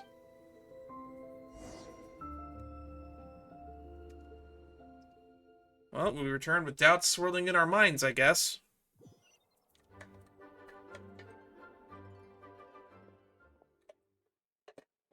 Did you find anything? Yeah, but none of it helps Albedo's case. Alrighty. Fill her in. I see. Complicated result, but your efforts are appreciated. Did Albedo submit an appeal? Yes, he asked for a retrial. Did he now? There are still questions surrounding the identities of the victims and the disappearance of the bodies. The minimal remains that were uncovered have been sent to forensic analysis, which should provide some answers. I still think it's crazy that we had a verdict and we haven't even done this level of investigation yet. It's just... What's wrong? What is wrong, Jean? If the victims turn out to be Mondstadt citizens, the situation becomes all the more serious. The second trial would likely have to be open to the public. And I doubt public sentiment will be in Albedo's favor. Yeah, not when the charges are so serious. How are we going to ever prove if there's no missing persons and the bodies were seen dragged from Mondstadt and there's no missing people from Mondstadt? These bodies are clearly not victims. They are probably corpses or like just loose remains. Second trial is set to take place in 2 days. I hope you consider attending this one as well. Of course, we'll be there. In the meantime, we should all just stay positive. Well said. When the time comes, I'll carry out my duty to the best of my ability. Are we going to check in with Venti? Miles.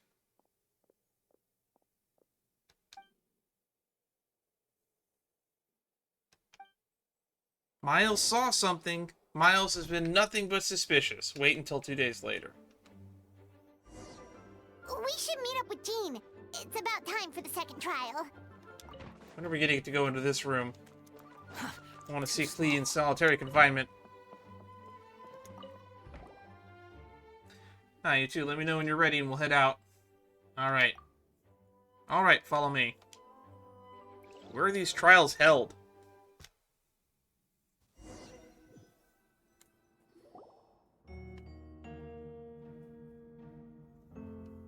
Ladies and gentlemen, we will now convene for the second trial. Hey, I can see where Eula's sitting this time.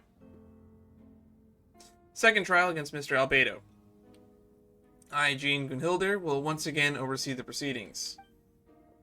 Representatives of both sides remain unchanged, and Mr. Dahlia will continue to serve as assessor.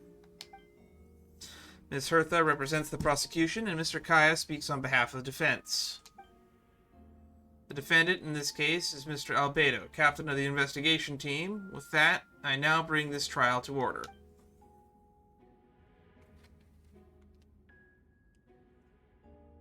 I would also like to point out that we actually have no evidence of murder. At most, we can convict him of burying bodies.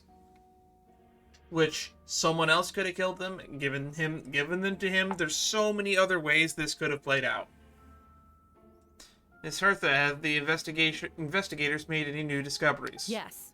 We sent the teeth and the femur bone found at the scene to the church's medical office, and were able to conclude that these are, in fact, human remains. Uh-oh, I see Donna's here now. In addition, the investigators were able to identify several Mondstadt citizens who appear to have been missing for quite some time. Uh-oh. Uh-oh. Forensic analysis of the remains allowed us to pinpoint the age and gender of the deceased. Interestingly, one of the missing individuals matches that profile to a T. Fuck. The medical office couldn't spare the personnel, so Miss Rosaria is here to present the results to the court. Hanselman, male, 46 years old. Martial status, single, occupation, hunter. Consistent with the conclusion in the last trial, his disappearance went unreported, likely due to lack of relatives. In addition, medical records show that he sustained a mechanism-related injury to his leg 3 years ago. The damage on the femur bone Mr. DeLuc found is consistent with such an injury. So he broke his leg 3 years ago. Therefore, we conclude that one of the victims in this case is Hanselman. A specialized technique was likely used to accelerate the rate of his decomposition. Is it reasonable to assume this technique to be alchemical in nature? Probably. Alchemical or magical, both are possible. Thank you for your testimony. I like that magic got a shout out. What about a vision? Someone could have a vision power too, I guess. The identity of one of the victims is now confirmed. But what about the defendant's motive? We can't prove that he killed him. All you can prove is that he possibly decomposed the body after it was already dead. Or drag a dead body somewhere. Is it illegal to drag a dead body that I found on the side of the road somewhere? I guess that would be tampering with a crime scene, technically. But that's got to be much less of a charge than murder. Considering what he wrote in the letter, we can deduce that the defendant needed subjects for an alchemy experiment. Who better than individuals whose disappearance would go unnoticed? In other words, he sacrificed the good people of Mondstadt for his own gain. A truly vile act. Man, Hertha's going to go down in history as one of the most hated characters in Mondstadt by the end of this arc. I like Hertha. Huh. In addition, another witness has agreed to testify. Miss Donna, if you would. What did you see? Another one, huh? Wait, Donna Another from the one, flower huh? shop? I'm sorry it took so long for me to come forward. But the night Master Diluc saw Mr. Albedo, I was there too. Of course you were. Man, Diluc has a stalker. I was camping with a friend and we decided to stop near Dragonspine. I couldn't really get comfortable that night, so around dawn, I decided to go for a walk. And that's when I saw Master Diluc. I thought it might be nice to, chat. So I headed in his direction and then I saw it. Someone at the bottom of the cliff was getting rid of a body. I was terrified the person might see me. Even after I fled, I Look at those jittery couldn't shake eyes. that fear, and I started to wish I never had a crush on Master Diluc in the first place. Oh wow, she admitted that openly.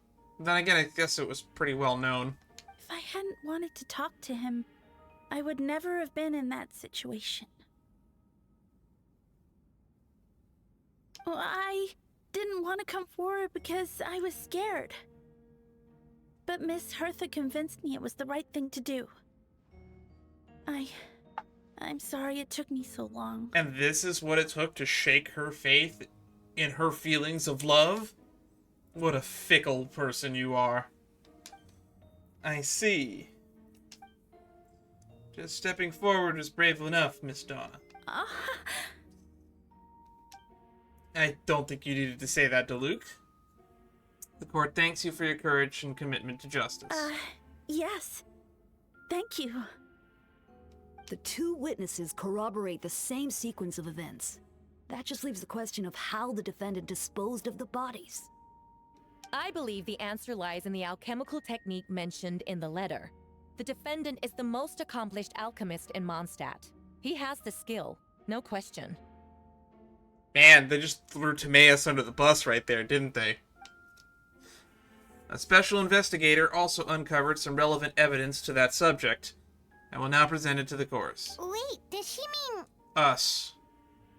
Or Miles. The evidence we found in Albedo's office.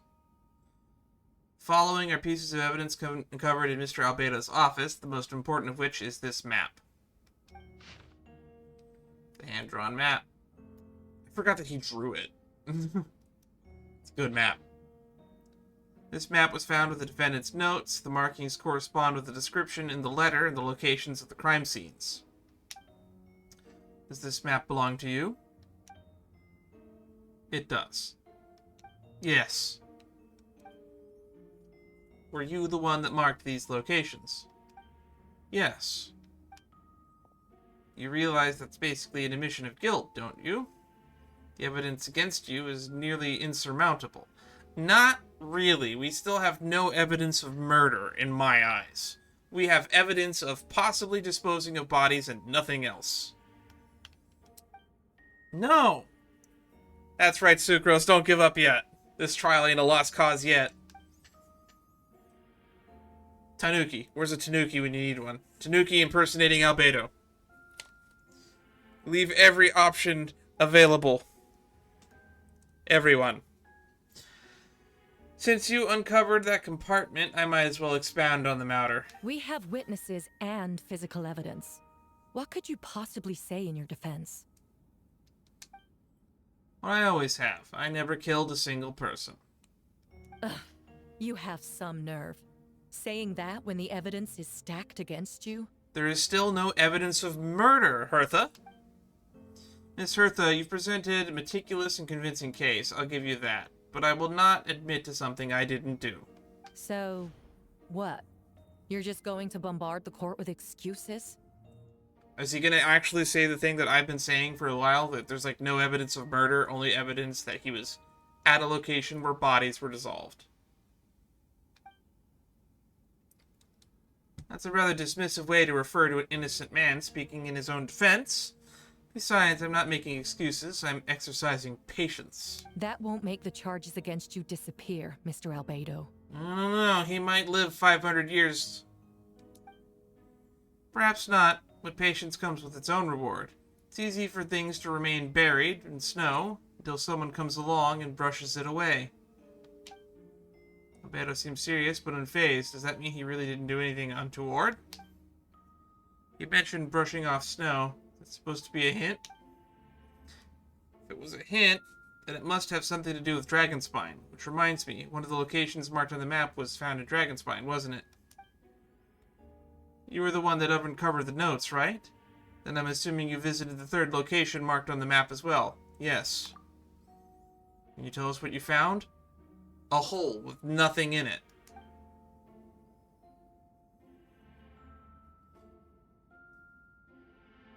Ooh, you nod your head and give an honest account of the scene that you found at Dragonspine. Whatever was kept in the hole is gone, and the surrounding area bore markings of an unknown creature. With everything covered in snow, no one knew there was something to discover there in the first place. Then, there must also have been a body. It was an empty hole. I need to think about this. What clue am I missing?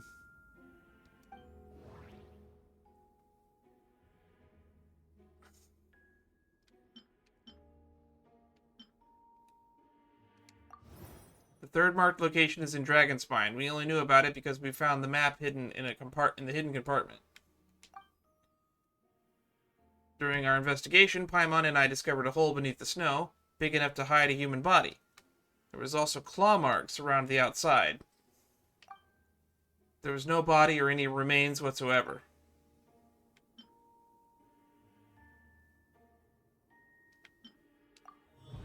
The second marked location is between Dragonspine and the Dawn Winery, where Diluc saw Albedo bury the body of an adult male.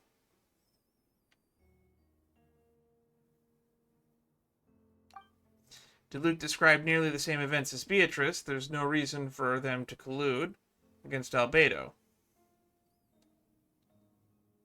So their testimony should be trustworthy. Diluc found teeth and a femur bone at the scene, and Donna confirmed the version of events because she was also there that night. But she was at Dragonspine at the upper end of the cliff. The two should have no reason to set up Albedo. Despite her crush, Donna wouldn't lie about something that was just to get Diluc's attention. Not to mention, Donna has been acting strange ever since before the trial. According to the forensic results, the teeth and femur belonged to a Mondstadt citizen. The witness account suggests that Albedo was the last person to come in contact with them. What witness accounts? When was that evidence presented? Did Albedo really use alchemy to reduce a body to a few bones? Does that mean he's the killer? This guy hasn't been seen in 3 years, though.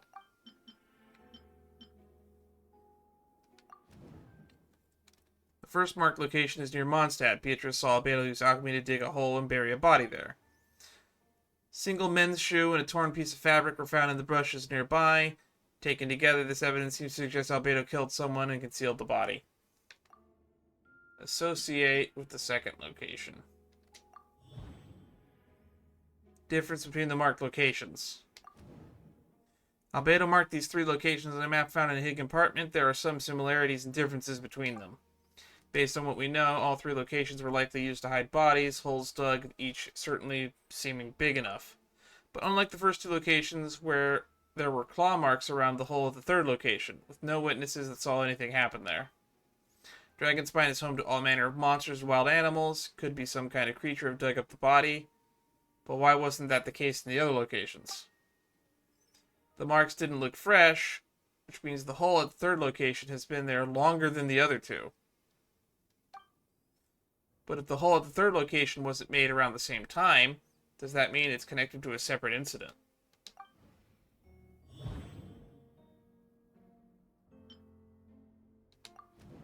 Dragonspine has a frigid climate and is covered in snow all year round. Even so, it's home of various monsters and creatures that can withstand the cold. Fun fact, a body would decompose slower in the cold, so even with alchemy, maybe there would have been more evidence. Deep within the mountain lies the remains of an even more mysterious creature, Durin. Although the dragon had been dead for a long time, he still possesses a peculiar life energy. Now that I think about it, a lot of strange things have happened on Dragonspine. Most people know Albedo as the alchemist and captain of the investigation team. But in truth, he is the Cried Prince, a synthetic human created by one of the five sinners, Gold, Rhindaughter. Albedo is steadfast, intelligent, and treats everyone with kindness and respect. I think most people would agree with that assessment. He's also a calculated thinker. It's fair to say that, if he did commit a crime, it likely would be well concealed. Up until now, Albedo has never displayed any ill will towards humanity, and he also still seems to like his normal self. As his friend, I shouldn't reveal the truth about his identity, but that could only make things worse for him.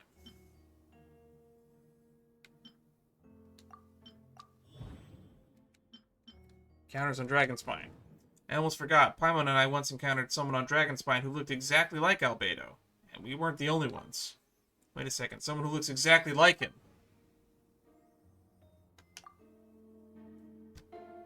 Albedo has a twin. I'm guessing Albedo has a plan, so I should help him out. What does he want me to do? Announce a break in the case? No, I should play it safe. Since I made an honest assessment of the facts, I should be honest about my doubts too. It's only fair. Besides, I think I understand what Albedo was trying to tell me. I don't know how anyone was supposed to make that conclusion if they hadn't played the Shadow Amidst Snowstorms. That feels like bad writing right now. Unless they're going to make Shadow Amidst Snowstorms playable again at some point. I'd like to address the court if I may. I was the one who investigated the office, and I believe the results raise a few questions. Regarding the two cases addressed in the previous trial, it was established that after the disposing of the bodies, the defendant used alchemy to restore the ground to its original state. That was not the case at the third location. The hole was still there, with dirt scattered around the perimeter. It looked more like something had been dug up. If this was all done by one person, why wasn't the third scene given the same treatment as the others? Why weren't the traces removed? In addition, the markings around the third location weren't fresh, which suggested that the Dragonspine incident happened at a different time. For those reasons, I believe that there's still a reasonable doubt in this case, and I hope the verdict reflects that. Thank you. Reasonable doubt. That's something that we care a lot about in our American court systems. Astute as ever, Dan.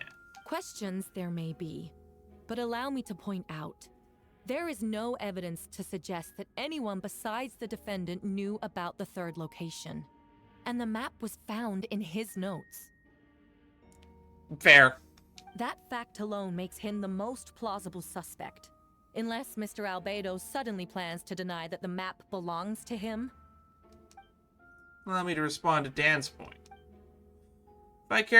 If all I cared about was proving my innocence, I would indeed do as you described, Miss Hertha, and deny connection to the map. But that is not what I intend to do. The map does belong to me, and I did hide things at those three locations. What? Also, hi Eula. There were indeed bodies at each location, and I did kill and bury someone on Dragonspine. Ha! So you admit it. Let the record reflect that the defendant has confessed to his crimes. He said on Dragonspine. You're mistaken, Miss Hertha. The story doesn't end there. Some time ago, I encountered an uninvited guest on Dragonspine. Someone who wanted to take advantage of the deserted nature of the region and eliminate me in secret. His desire to kill me led to an altercation where I killed him instead, and buried the body on the mountain. the third location marked on the map. Actually, the traveler Amber Bennett and I were with Albedo that day. The Adventurers Guild was holding an event on Dragonspine. After it ended, we all left the area.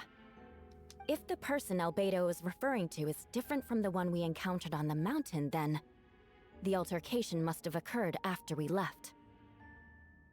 This only proves that the defendant is guilty on all counts. Not all Those counts. innocent people. Their blood is on your hands. No, you're wrong. You deny it? After admitting to murder for the whole court to hear? You've clearly lost your mind. If you would let me finish, Miss Hertha, I could get to the important part. The man who attacked me on Dragonspine was my height, with blonde hair and blue eyes, dressed in clothes nearly identical to mine. So someone who happens to look exactly like you. Exactly like him. So I was right. It does come back to what happened back then. It's one thing to look similar, but for the clothes to be the same? What's going on? I don't want to be here anymore. Yeah, why are you still here? Regardless, the important thing is that you admit to killing someone on Dragonspine. Yes, I killed someone that day, and that someone looked nearly identical to me. But I never said that that someone was a person. I see that it appears I need to withdraw my testimony. What? Why? What? What? Yeah, I'm with Hertha on this one. What? Everyone, I brought her. Who? Wait, you... The person who just came in, isn't that Hertha? Uh-oh. What's going on? Who are you? Why do you wear my face? Hello to you, too. A calmer-looking Hertha. As you can see, this is Hertha, the logistics captain of the Knight of Favonius. Of the Knights of Favonius. I see what's going on here. It's all been leading up to this, hasn't it? Your confession. It was all an elaborate stunt to set me up. What? No, I couldn't have seen that. Why does she have the question mark now? You want to undermine my credibility? Fine. It doesn't eliminate the mountain of evidence stacked against you. All I want is justice for the people of Mondstadt. Order in the court. No, this is disorder in the fucking court. This is a fucking shenanigans show trial. I have been stationed at Dragonspine all these years because that is the subject of my research. The Dragon Durin. Several hundred years ago, the Dragon of the East, Dvalin, defeated Durin in battle, and with help from Barbados, sealed his remains on Dragonspine. Durin was created through alchemy, one of the finest specimens of artificial life. As such, death was not true end for him. His heart still beats and grows more revitalized by the day. My imposter on Dragonspine was a failed specimen abandoned in Durin's stomach, an unsuccessful iteration of the homunculus project. Homunculus? Are you trying to insinuate that I'm some kind of... the homunculus? Because it looks to me like the artificial one is standing right there. Some kind of imposter you dragged in from Dragonspine. So this is what I look like when I fly off the handle. You know, they say imitation is the best form of flattery, but your impersonation has overstayed its welcome. I am very confused as to which one is... I've already am not sure which one is real. Master Jean, what are you waiting for? We've known each other for so long. You recognize the real me, don't you? I frankly don't. I don't spend enough time in Mondstadt. The two of you look identical, but judging based on demeanor, the new arrival actually seems more like the Hertha I know. That means nothing. By that logic, I could just as easily accuse the Albedo in this room of being an imposter. Aha! You have reached a consensus. How do we know he isn't the fake one? A cold-blooded killer who replaced the real Albedo long ago. Now, this is a fan theory I actually do think I remember hearing somebody about, saying that there's a possibility that Albedo died back in Shadow Amid Snowstorms and that we have a fake one around still. Then, how about something only the real Hertha would know? The longest scar on my body. The knights who fought alongside me that day should remember where it is. I remember. Let's hear your answer. I'd like to hear Miles' answer first. Miles? Miles has been super sus. So are we finally going to hear from Miles? Huh? You don't know? Or you don't remember? I heard you've been acting strange these days. Disoriented? Confused? You were closer to me than anyone during that battle. And yet you don't remember a thing. Strange indeed. No, my head. It hurts. The scar is right here. Ooh, it's right on the arm. Ooh, that's pretty cool. Let's grab that for a... Probably not for a thumbnail, but I kind of just want to have the CG since we got a CG. Why the nerves? Can't imagine that this comes as a surprise. Unless your informant in the Knights of Favonius failed to mention the scar on Hertha's left arm. Albedo has done a lot of research into beings like you. If you deny it, then show us your arm.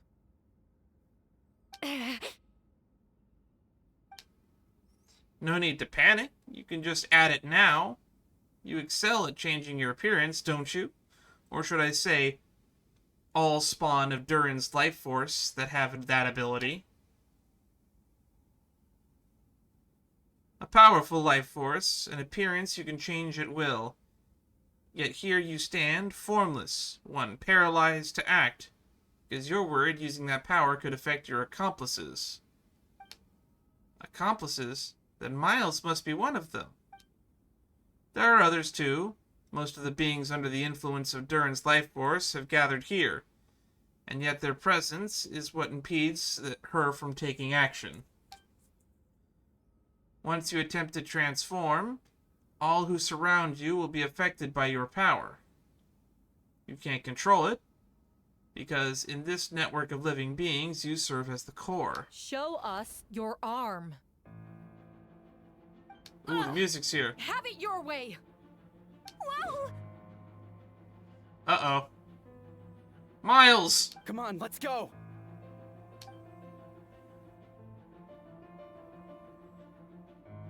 Okay. Hey, they're shielding the imposter! She's trying to get away. Stop her. Don't let anyone stand in your way. There are others trying to get in. Must be more people under her control. Oh, Kaya's already knocked one out. Time to get moving, everyone. Whoa! She just leaped across the room! Oh, how come we didn't show that? After her!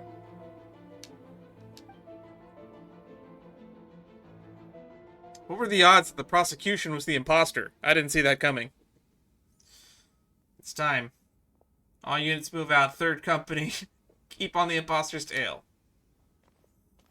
Finally have a chance to talk, but before I explain the events of the past few days, I'd like to make a few things clear. First, I never killed any of my fellow citizens. I never used human remains as part of an alchemical experiment. Second, the events in the past few days were all part of a plan. Most of the members of our order were in on it.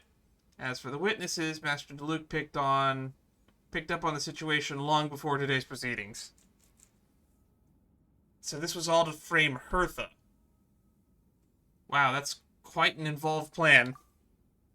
Indeed. Follow me. Okay, so there were no murders. This was all a setup to catch a bunch of imposters.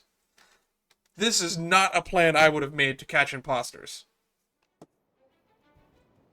Also, was Hertha just, like, hanging around? What? How are there monsters in the city? Oh, we were in the church. They are all monsters from Dragonspine. An attack is imminent, but fear not, we've been preparing for this. We've been monitoring the resurgence of Durin's life force, and the festering nature agitated these monsters. We knew it was only a matter of time before they advanced on Mondstadt. And so we made preparations for an inevitable battle. I was hoping you two could join me and provide assistance in the battle to come. Of course. Where's our first stop? Top of the city wall. Hunger of many. Hang on.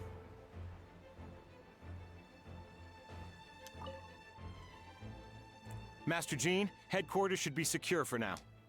We responded in time and had enough manpower. We can even spare some for mobile support across the region. Good. Our intel suggests that the monsters of Dragonspine could be disguised as Mondstadt citizens, so be sure to exercise caution. Oh, and my divination revealed that there are also regular people under the influence of some strange power. Not all of them are monsters. Yes, for those people, the aim is to subdue, not harm. Before you attack, make sure to figure out what you're dealing with. Understood. Alright. There goes Porthos and the guy that looks like me.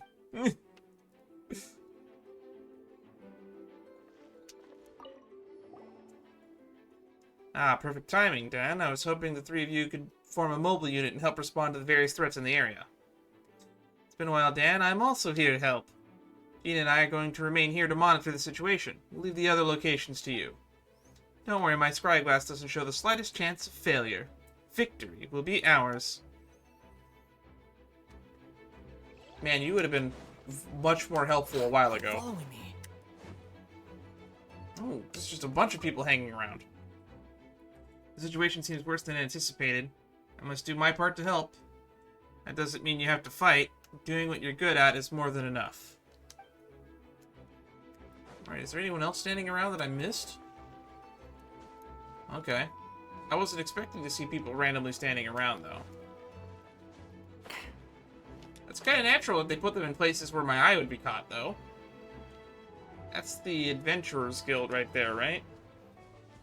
Squall and Fury. No, it's the park. Venti? Is it going to be a Venti imposter? Hey, Venti! Shoot, someone's coming. Help me. Please, someone help me. What's with the freak out? It's just us. Ah, perfect. I can drop the act. Sorry, I thought you were regular citizens. It's about time. I think we can proceed as planned. Oh, I agree. Although it's been a while since I dealt with something this big, it's going to be pretty exhausting. Don't worry, I'll treat you to a drink for your trouble. Ah, that's just what I wanted to hear. So, these two know the other's identity then? People make new friends when we're not around. People make new friends when we're not here, you know. Monsters started searching from Dragonspine during the trial. They'll soon become agitated, likely in response to the core coming from under pressure. Still, I never expected those monsters to have become this advanced. The power of evolution cannot be underestimated, especially considering the fact that Durin absorbed the previous imposter. Wait, so what about the map? And the missing bodies? What the witnesses saw was true. I did hide those bodies. As I monitored the situation on Dragonspine, I noticed that many who ventured there came back different. Some were under the influence of Durin's power, but less fortunate ones had already been devoured by monsters, who had then assumed their appearance to infiltrate the city. Most of those who were replaced had no close relatives, so when their behavior changed, there was no one to notice. The monsters used their disguises to get close to people I eliminated. 2 who attempted to attack. What about the remains Diluc found? Did they belong to one of the victims? Makes sense. Yes, the monsters slowly digested their victims. Sometimes they even left behind body parts to aid in the transformation. All that remained in the first victim was a few strands of hair, and the second, some teeth and bone. The only bodies Albedo destroyed were the monster's mimic forms. Then he buried whatever remained of the victims to put them to rest. Well, someone had to do it. Besides, I managed to gather some valuable data on the putrefaction of bodies. After we defeated the doppelganger Whopperflower and Dragonspine, we promised to tell each other a story, remember? You told me the story of a gardener, I remember. No, I don't. I wasn't there. I'm glad that you remember what I told you about Subject 2.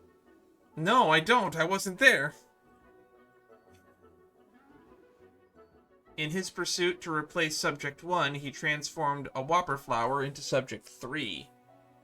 So there's another imposter on Dragonspine that day.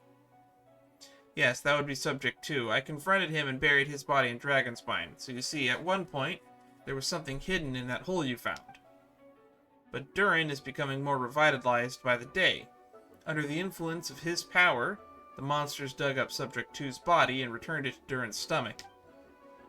Durin absorbed the failed creation along with his knowledge and way of thinking. Ever since then, all creatures spawned from his power had the ability to transform their appearance. Humans who venture into Dragonspine for too long are also bound to fall under Durin's influence. But those effects don't show themselves right away, and the extent to which a person has been affected is hard to perceive. You saw it for yourself, didn't you? All the people acting strange? Those are the same people who just tried to break into the Knights of Favonia's headquarters. Durin's power remained dormant within them until finally it surged to the surface and seized control. That was also our goal. We could force a situation where the imposter had no choice but to unleash that power.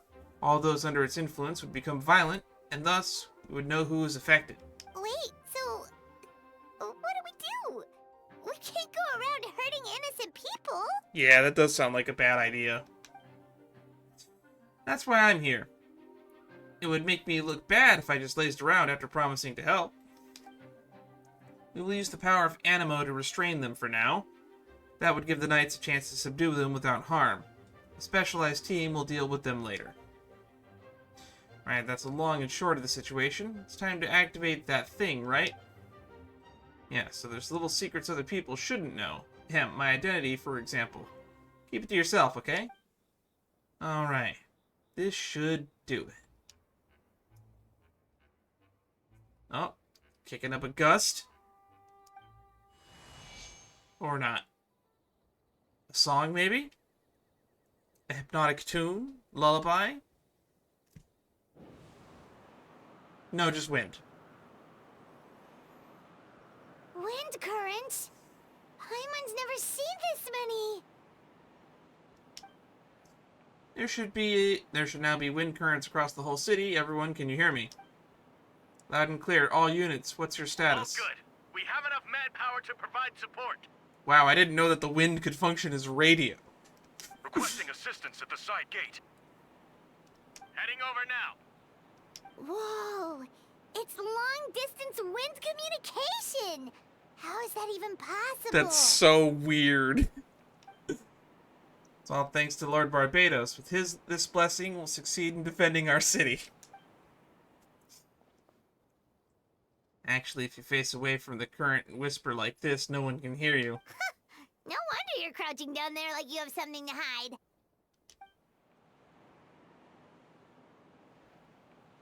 You didn't have to broadcast that. Huh? That voice. Venti? Is that you? Oops. You know, just wandering bard calling for help. Thank goodness Dan Paimon and Albedo found me. Got me out of a tough spot, huh? Right now now that you're okay, we should check on the status of it. So it's just open mic and anyone can hear anyone. Just open, everyone's on the same channel. This is really bad ham radio. We should check the other areas. Thanks, friend. May the Animo Archon protect you.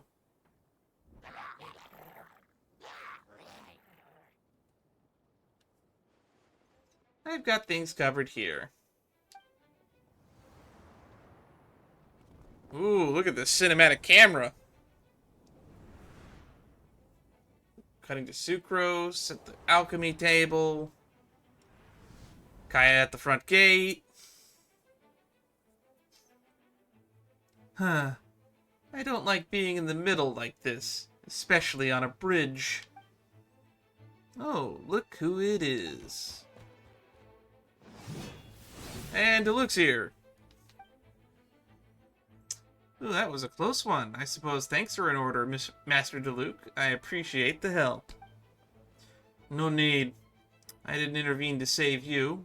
It was for my own convenience. You were in my way. Oh, well, let me get out of your hair then. I suppose we could work together, but you might just melt my ice anyway. Suit yourself. Alright, tell me. When did you notice something was off? The first trial. Ah, because of the fake Hertha? No, because of you. What, me? What did I do?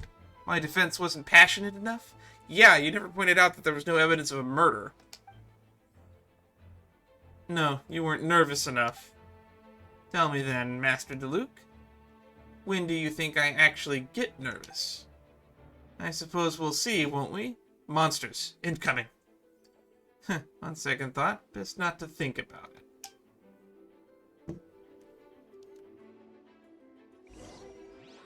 Oh, wow, I wasn't expecting this. Time for retribution! There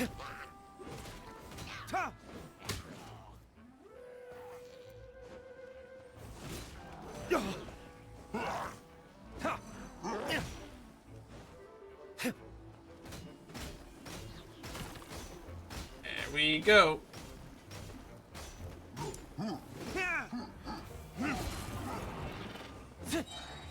Verdict is... Man, these guys are still up.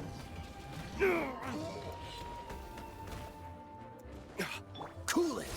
Don't get frostbite.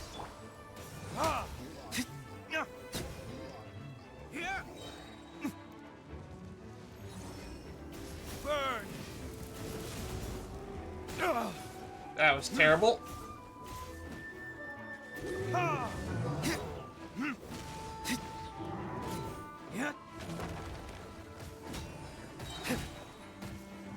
Ow. Verdict is... Oh, of course. Dodge this. This moment will be frozen in time.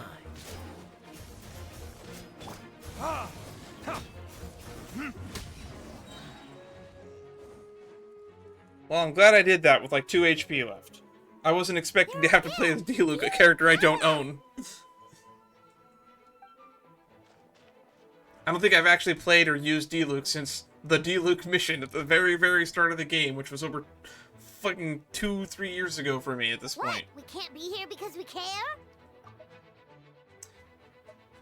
You had a time to make it out of here. I'm guessing others are secure. Maybe this was the closest spot to the city gate.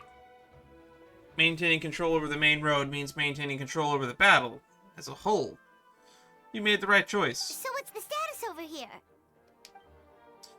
All under control. Don't worry. My trusty civilian volunteer and I have this area covered. I think you mean a man who held the title of cavalry captain before you. Oh, was that Diluc's title before? I don't remember. We don't have to bring that up. Well, keep up the good work. We'll go check on the status of other locations. Good luck. Oh, and I wanted to thank you for what you said in the court. If I'm not mistaken, you were on my side by the end. Huh. Believe me, he's had suspicions since the first trial. I suppose it just didn't feel right to believe that someone who helped me in the past could be a cold-blooded killer. Aw, that's so sweet. I don't think this is the time for that. Thank you for trusting me, for choosing to fight alongside us. As for you, Kaya, good work as always. We'll see you soon. Of course. Stay safe.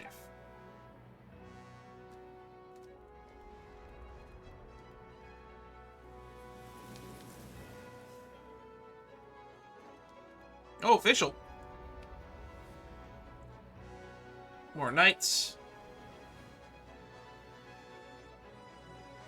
Barbara and Rosaria helping out the injured.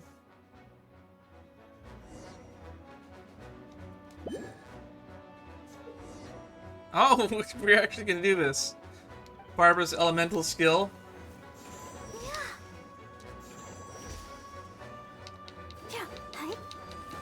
This feels so wacky. Man, is the radius of her heal not as much as I remember it?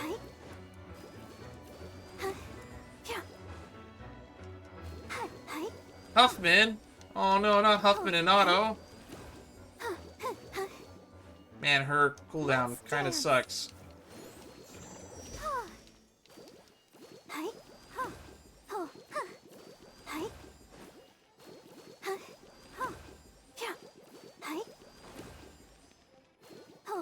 This is taking forever.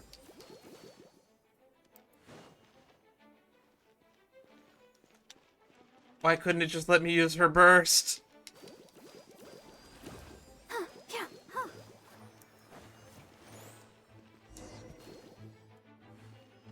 Alright. Alright, you should be on the mend. Thank you so much, Miss Barbara. Hey, it's fun. I haven't talked to you in forever.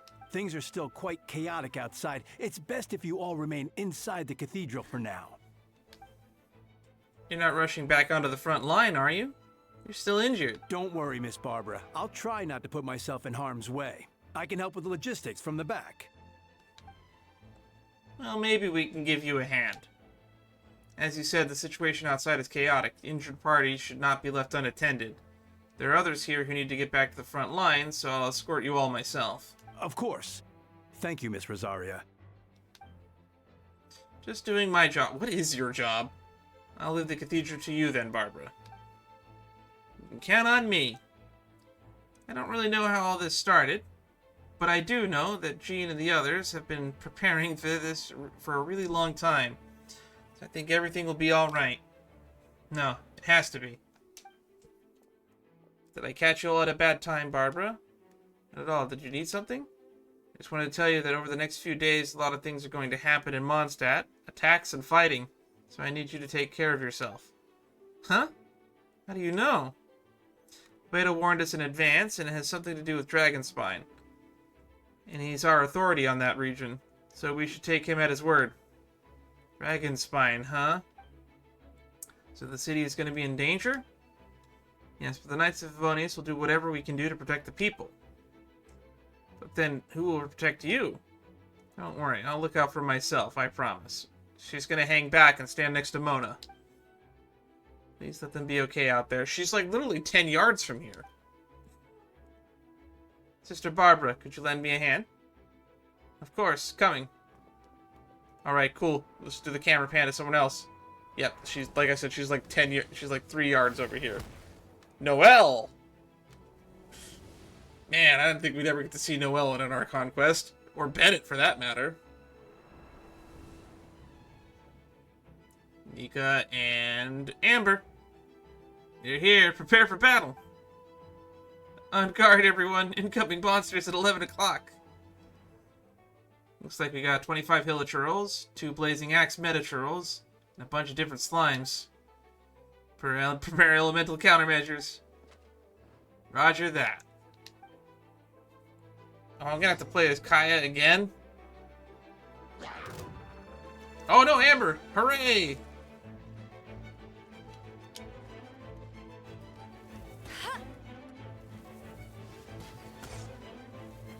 Why is she doing so much more damage than my Amber? Go, Baron Bunny! Come on, let me use mine. It's at least C2. Ow.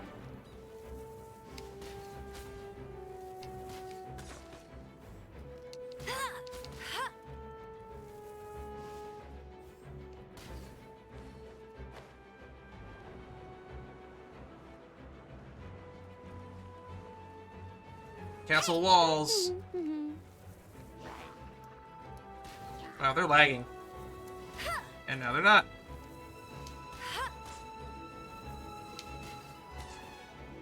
Oh, they're lobbing shit. Go, Baron Bunny!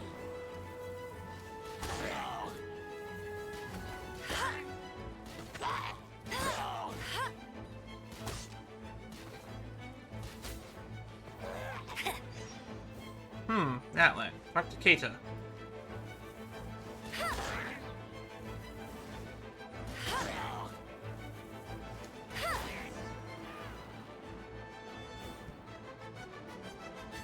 All units are now in position. Hertha! Oh, jeez, your voice scared me just now. It should. What? Still caught up in the imposter incident? I thought you knew about the plan. Well, after you up and disappeared one day, all Master Jean told me was that you'd be gone for a while on an important mission, and that it'd be better if people thought you were dead. Wow, that sucks. And then, what do you know? Someone who looks exactly like you appears out of nowhere 2 days later. If Master Jean hadn't told me about your mission, I would have fallen for it hook, line, and sinker. Why did they let me think that this was real then? Yeah, it's quite a scary thought. I get chills just thinking about it. Monster replacing someone close to you. You're none the wiser. Don't worry, once this is over, these monsters won't be a threat to us again. Are you sure about that? Albedo, are you okay? Trial wasn't too hard on you, was it? I'm sorry I couldn't be there, I was so worried. Same here. I thought it was all real at one point. I was in complete shock. So you didn't know, Amber? And it seems Eula did an excellent job at keeping the situation under wraps, and no need to worry, you two. I'm no worse for wear. Sounds like Eula. That sounds like Eula, alright. She's like an impenetrable wall. That one you're not getting a secret out of her. Yeah, for sure. She's someone you can really count on. Wait, so how did you decide Hertha should disappear again? After all this fighting, I can't seem to get it straight. Yeah, I'm with Note. Why Hertha? It was Kaya's suggestion. He said that the plan would work best with someone well-known and reputable without being too high profile. Naturally, Miss Hertha was a perfect choice. We needed to leave a hole in our organization, so she came up with the idea that she would disappear. So that explains the rumor about someone who had fallen during a mission. Of course, it didn't take long to get that resolved. No, because the imposter fell right into our trap, that it was all part of the plan. First, we spread a rumor that Hertha was missing in action after some kind of incident.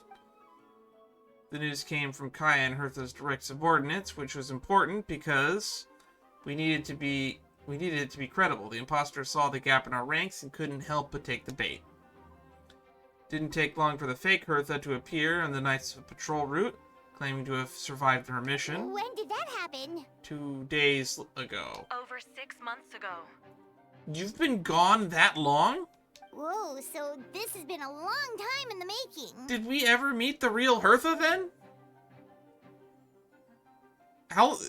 It's actually 6 months, but actually, I forget. We've been through like 3 or 4 years technically in-game at this point, if you just count all of the lantern rites we've been to. Yes, and our enemy was more meticulous than we expected. Monsters have been searching for Hertha's body in order to protect the imposter's identity, which is a more advanced way of thinking than subject to. So we had to wait long enough to convince the fake Hertha that she had our trust. Furthermore, we needed to give her time to gather evidence against me and convince herself that she had enough to strike. But how did the Knight's internal information even reach Durin and his monsters?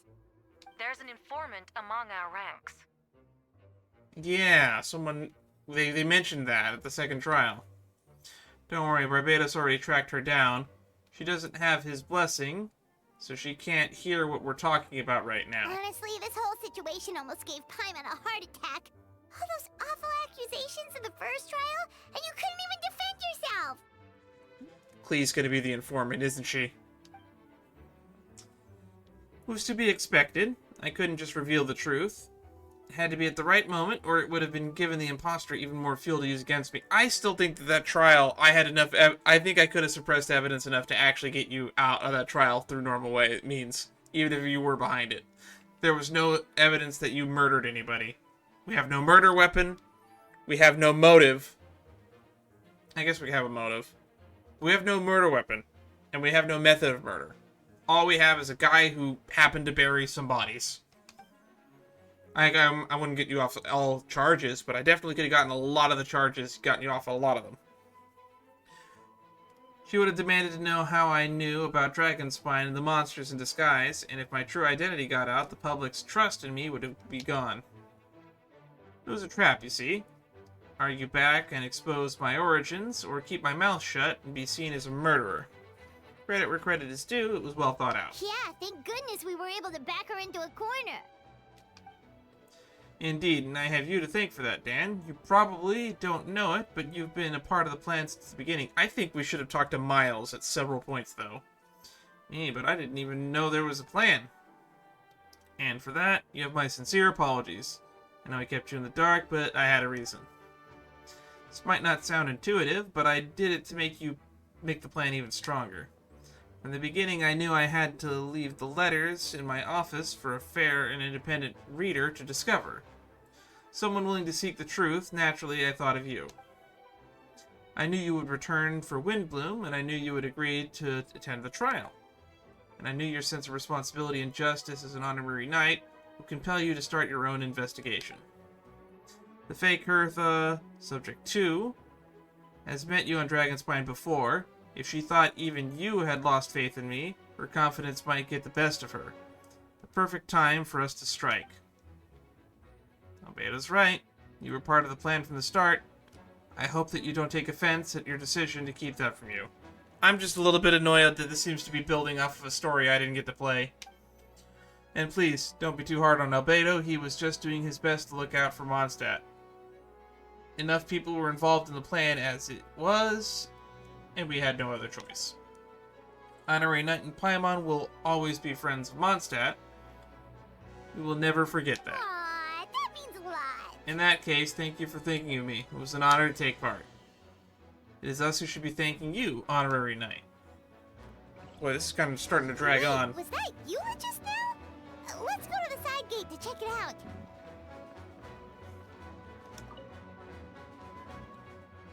I step outside the courtroom, and this is the first thing I see. I'm not sure how much more I can take. I'm not brave enough. I think you should give yourself more credit. You were brave enough to sit through the trial despite the nature of the allegations. That takes strength. Deacon Dahlia? I didn't see you there. Apologies. Rosaria asked me to come. With Albedo running around protecting the city, she was worried you might be alone. At a time like this, 2 is much better than 1. So let me help. Why is she not with us in Albedo? That's a better question. Thank you. I didn't think Miss Rosaria even remembered me. Of course she does. She spent all that time monitoring Albedo. It's only natural that she remembers his most dedicated student. Oh yeah, so after all this, I doubt Mr. Albedo's identity will be a secret, huh? Not to the higher-ups, at least. As far as I know, he shared that information with close members of his order long before these events. Huh? Perhaps I spoke too soon. You do scare easily. Sorry, I guess I didn't expect Mr. Albedo to just reveal it like that. I'm sure he felt the time was right. Besides, you know the truth, I know the truth. It doesn't change anything, right? Are we facing away from the wind so other people don't hear this conversation? When Mr. Albedo told me in the library a few days ago, I was pretty shocked, but more than that, I was amazed. Not afraid? I mean, you are an alchemist. No, not afraid. I trust knowledge and science, and I trust Mr. Albedo as a person. Huh, I just noticed, Deacon. There aren't any wind currents around us. We lucked out on that front. Otherwise, that conversation would have been for the whole city to hear. Huh, so that's how it works? That could have been so embarrassing.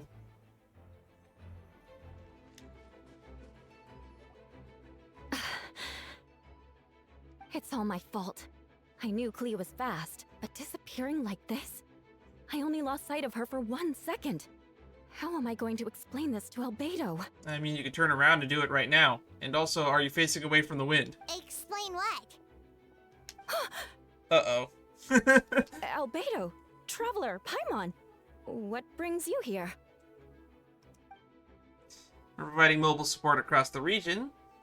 Was there something you needed to explain? You can tell me anything. I hope you know that. Yeah, plus we kinda already heard what you said, so... Just tell us there's nothing to be afraid of. I lost Klee. Klee, she disappeared right under my nose. I'm sorry. I'm doing all I can to find her. I see. Please do not beat yourself up. Klee is... Wait! Something's coming this way, and it doesn't look pretty! Alright, fighting first, conversation later.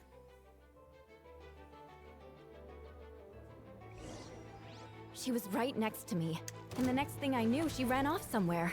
I swear I only lost sight of her for a second.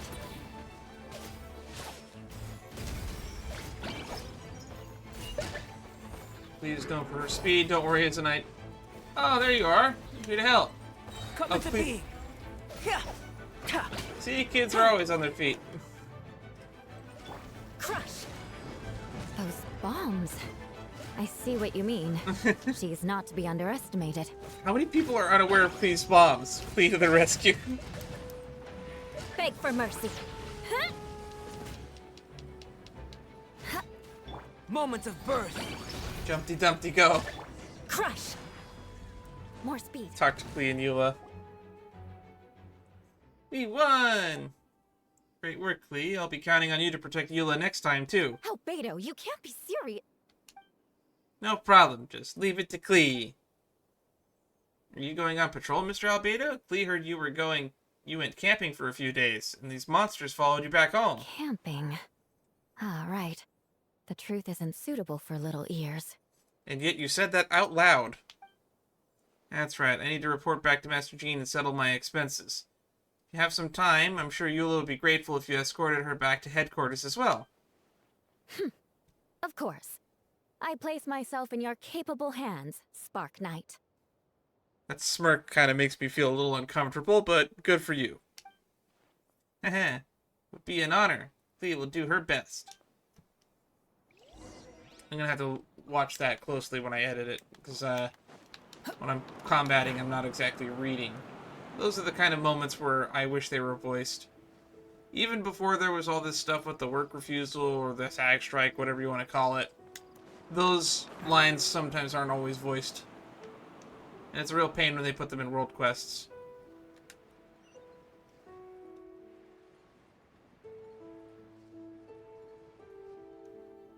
Alright, now we just gotta talk to Jean. That should be it for now. Good work, everyone. That'll be fair injury-wise. Good. Our preparations paid off. Injuries are few and far between. I have a full record here. Wonderful. I'll review it in a bit. We're back! Everyone alright? Amber? Yep. Right as rain. We're back. Klee kept Miss Eula safe the whole way.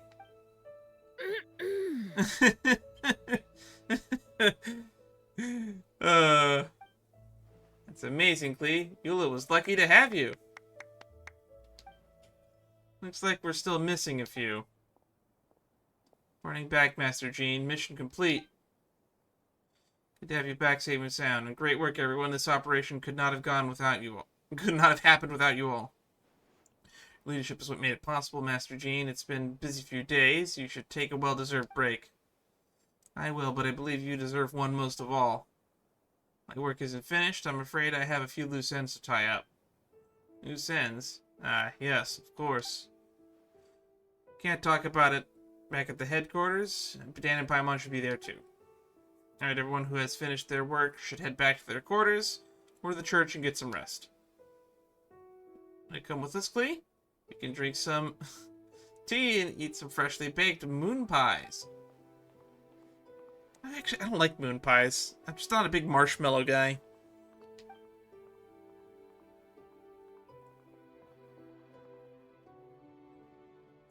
It's nice to see so many characters in Mondstadt running around.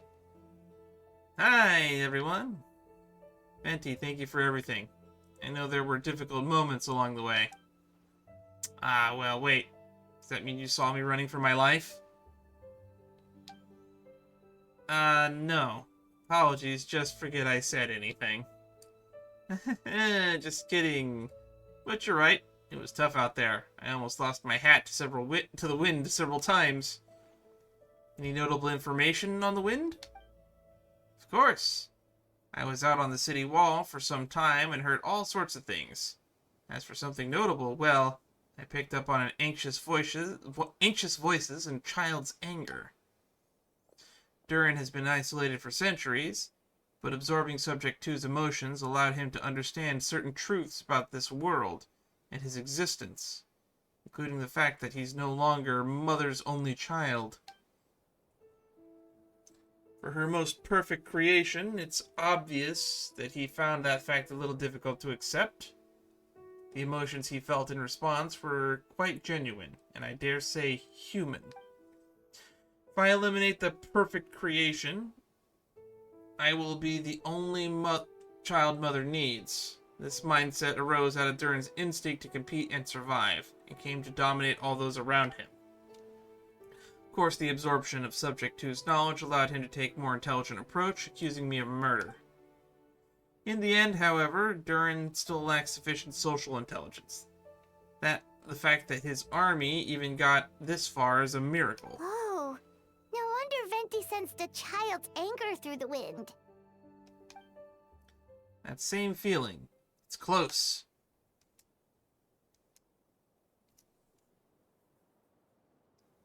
What is it? Phonia? Ah, Miss Phonia. Here to make your report? Oh, nothing much to report, actually. I don't think we ever talked to Phonia all that much. Is that so? During the battle, we were talking about your transfer to the 7th Company. You were in charge of patrols post-battle reconnaissance this time. How did everything go? Good. No problems. I see. If you don't mind me asking, why did you come from that direction? And why are you alone? Do you think that we're still meeting at the side gate? There was a change of plans. We sent the message over the wind in the last few minutes of the battle. A lot of changes during the operation, but I imagine you missed those as well, because you're under Durin's influence, and have been since your trip to Dragonspine over 6 months ago.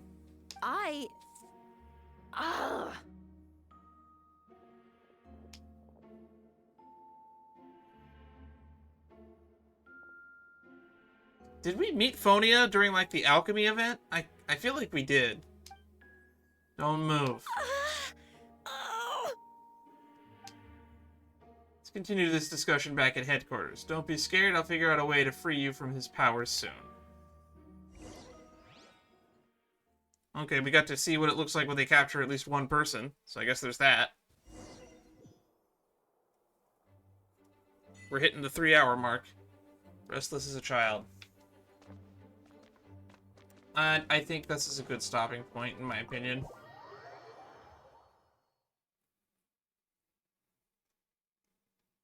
Because I think we are no longer trapped. Return to special story mode.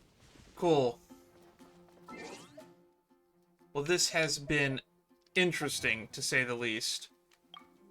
And maybe I'll edit it into one long video. Eventually, I'm probably going to have to edit a lot of this out.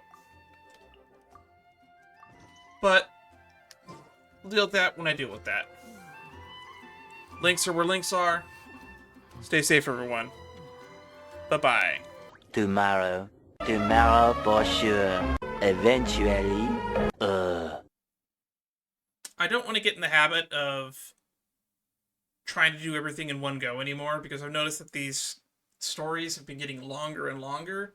So I'm going to go back to what I used to do, where I'm just going to budget time, and we're going to stream for X amount of time, and if we don't finish it in that amount of time, then we don't finish it in that amount of time. So we have 2 weeks to do Whirling Waltz. We'll definitely have time to do it all next week, so I'm in no hurry to do it. So we're going to finish Paralogism.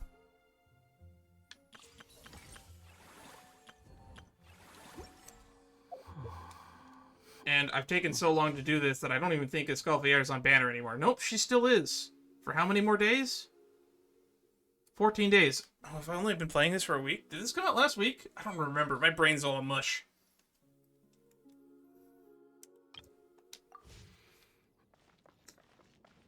Anyway, no more distractions.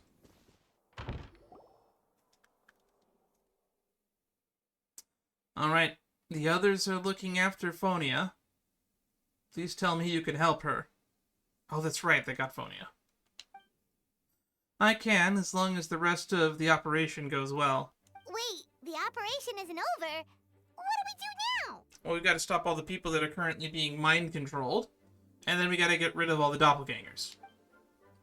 What happens next is more of a personal project. I've consulted Venti about the possibility of calling a tripartite conference. Ah yes, that's a relatively new tradition. Grandmaster Varka came up with the idea a few years ago. I still remember when he approached me about asking the lovely ladies of the Hexenzirkel for a small favor. The chumminess caught me off guard. If I hadn't known any different, I'd have thought he was talking about his older sisters or something. Older sisters? Is Varka really young or something? Oh no. Is Bran's, theory of it being a chibi gonna become into fruition? Please don't curse that on us, Bran. I wouldn't exactly call him young, but he's not old either. He's the type to crack a joke at every opportunity. So whatever age that is. Got it, so he's a teenage... I mean, he's the father of, Jean and Barbara, so he's got to be at least in his, 30s. Indeed.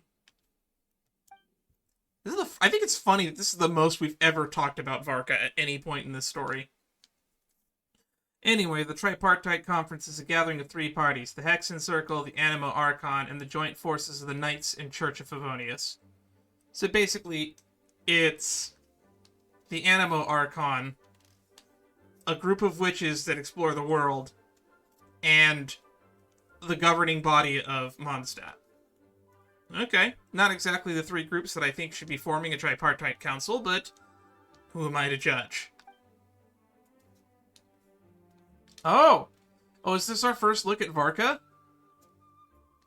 Lord Barbados was able to facilitate a meeting between Varka and the mages. Is this our first look at Alice? Well, anyway, that's going into my little CGs folder. I don't get to see images like that all the time. Varka has quite a way with words, so he was able to gain their favor and convince them to agree to a very important request. Namely, that in Mondstadt's greatest time of need, the mages would return and lend their aid to our nation. Is this the greatest time of need? Yes, and I now have a request of my own. I need the conference to convene once again. Venti, if you would. Of course, Dan passed me the Dodo communication device. The Dodo communication device. You're gonna use that thing to call them? I mean, it was probably made by Alice. Just watch and learn. Okay, I think this should do it. It's gonna explode. It's beeping. I don't like it when that an explosive device is beeping. Toroko. What's that ringing? Is it the wind or something? Oh, who's this? Hold on, that's not the right voice. Wait, Barbados? Varka? Grandmaster? Oops, I put in the wrong number. Did he seriously just wrong number and put Varka on the phone? Sorry, Varka, you're probably busy right now. Well, considering I'm surrounded on both sides with a group on my tail looking to turn me into mincemeat, yeah, I'd say so. And you still answered the phone regardless. I would have let it ring. Yes, well, have fun with that. We can talk some other time. All right, pass along my regards. Oh, and I still owe you for those drinks, don't I? Just take it from my stash. I keep it in... Oh, now we don't know where his secret stash is. We got to hear Varka from a wrong number. What an amazing reveal of a character. Hey! He was just about to tell us where to find his secret stash! Don't tell me he hid it beneath the great tree of Windrise. That seems like a bit much. Toroko. Is it Alice this time? Alice seems to be the one that always seems to call. Hello? Who is this? Oh, there she is. That's definitely Alice. Greetings, Miss Alice. It's Venti. Venti? Nope, it doesn't ring a bell. You're really gonna tease me like this? Fine, it's Barbados. Apologies, just a bit of fun. What can I do for you, dear Barbados? You still remember the tripartite conference, right? I'm calling on behalf of a friend. He's asking for a meeting. Oh? And which brave soul is it this time? Your adopted son. It's me, Aunt Alice. Albedo, captain of the Knights of Favonius investigation team, requests a formal meeting with the Hexenzirkel. And what is your wish, dear Albedo? I want to accomplish something unprecedented. How unprecedented? That's probably what I would have asked. Even your mother Rhine-daughter never accomplished? We're gonna create life. In terms of technique, no, but in terms of location and materials, yes. Okay, that makes no sense. Paimon, do you not remember what was written in the journals we read upstairs in the lab? You've piqued my interest.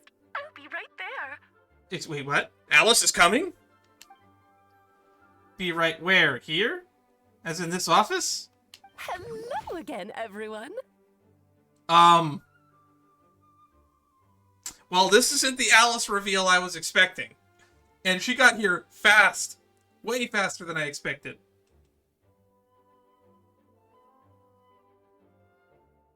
Not the design I expected for Alice. Not even the color scheme I expected for Alice. I expected more blues and whites. Kind of like Alice in Wonderland, whom her namesake seems to be inspired by.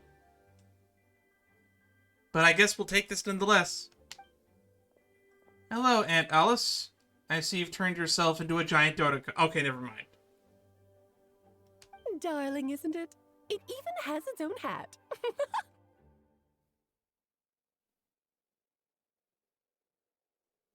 Fine. Well, I'll take a photo with that. It's worth it. It's worth it.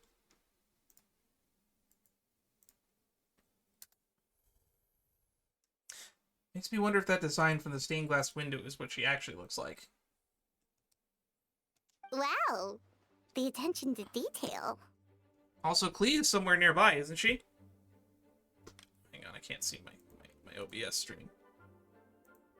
There we go. Pleasure to see you all again. It's been a while. We haven't seen or talked to you since Simulanka, if I remember correctly. That was in 4.8, if I remember correctly. Yeah, that actually is such a long time ago. On behalf of the Hexenzirkel, I hereby grant Albedo's request. I'm guessing you still need to prepare? Take your time. Just come find me at the long table when you're ready. The long table? Aw, that's nice of you. Huh, I suppose it's just my nature, darling. Thank you, Auntie Alice. Before we set out, there's someone you need to meet. Head to my office. He's waiting there for you.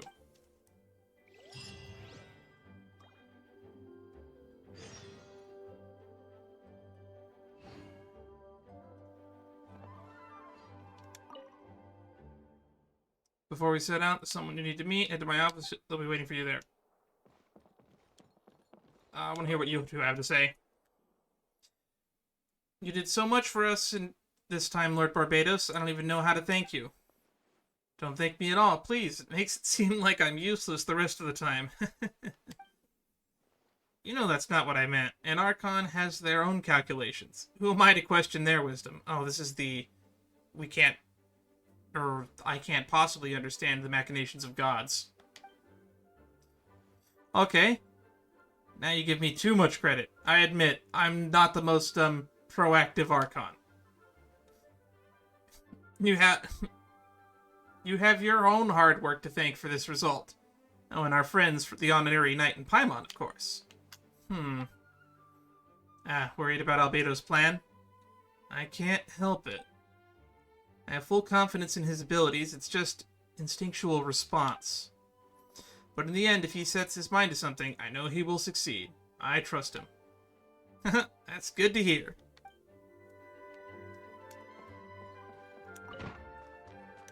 Where's the long table? Quit following me.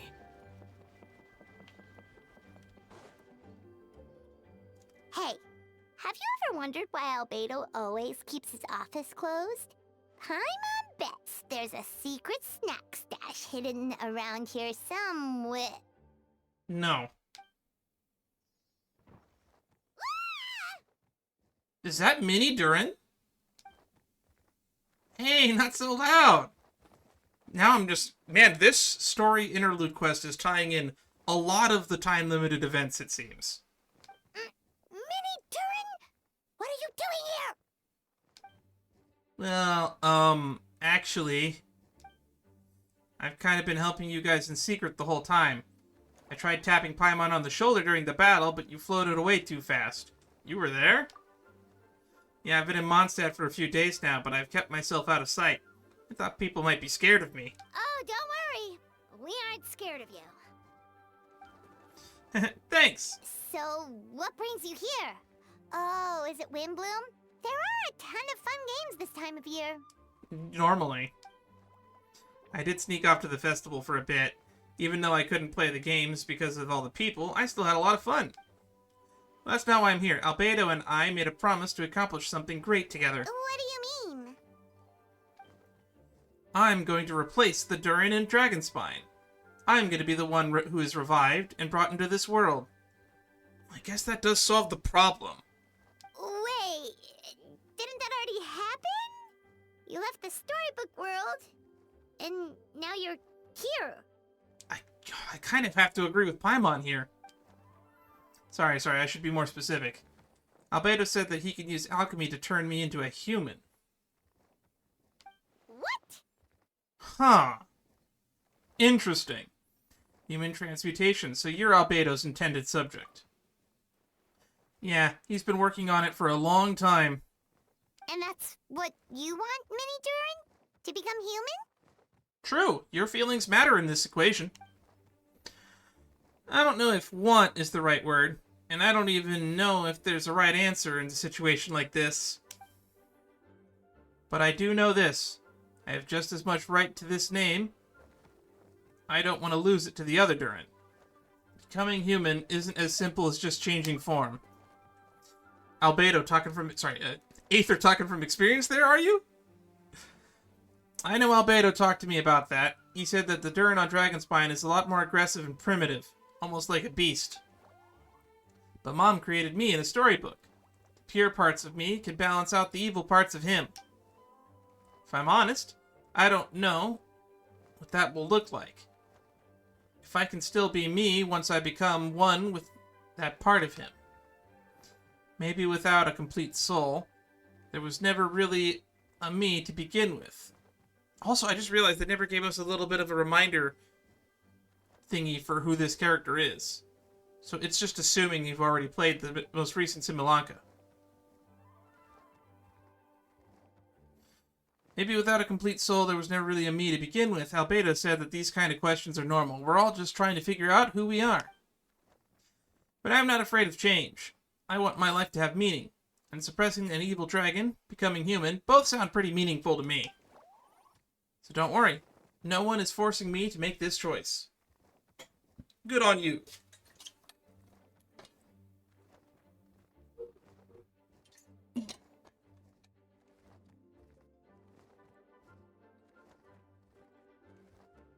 Well, turning you into a human sounds like a huge project.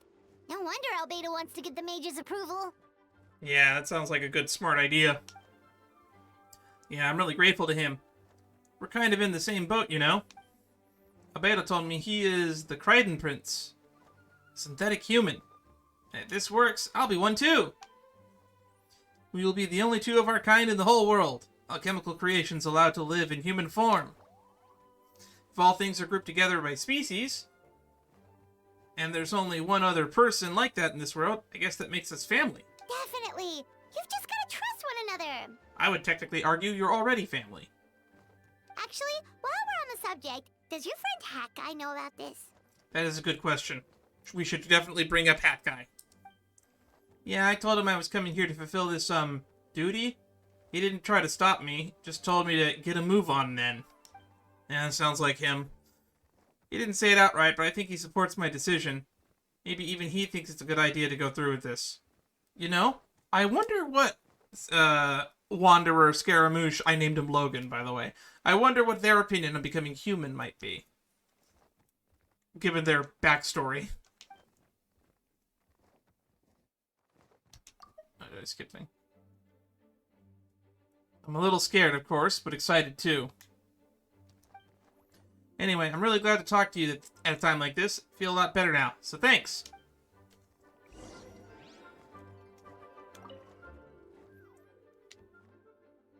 Feeling a little nervous, but also kind of excited. It's a strange feeling. I've never felt anything like it. But don't worry, I can cope. Gotta do my best. Stay in a good frame of mind so that Albedo's plan can succeed. Oh, we're going down. Oh, the long table. The mysterious room. We're gonna tie in the Imaginarium Theater to this? Man, this story mission is tying everything together. This is why I'm so excited for Nodcry. Note, your party configuration cannot be trained during the Hexenzirkel's trial. Please choose a suitable party in advance. Recommended elements: water and ice. Alright, thanks for the heads up.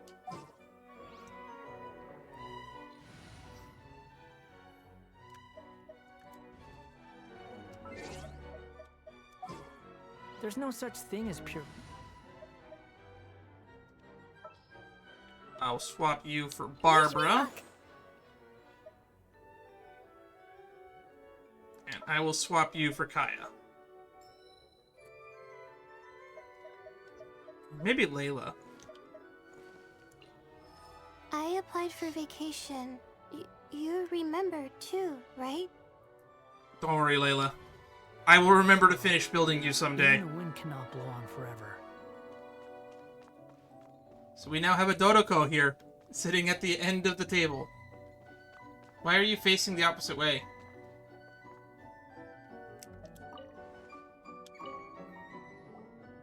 Welcome, one and all.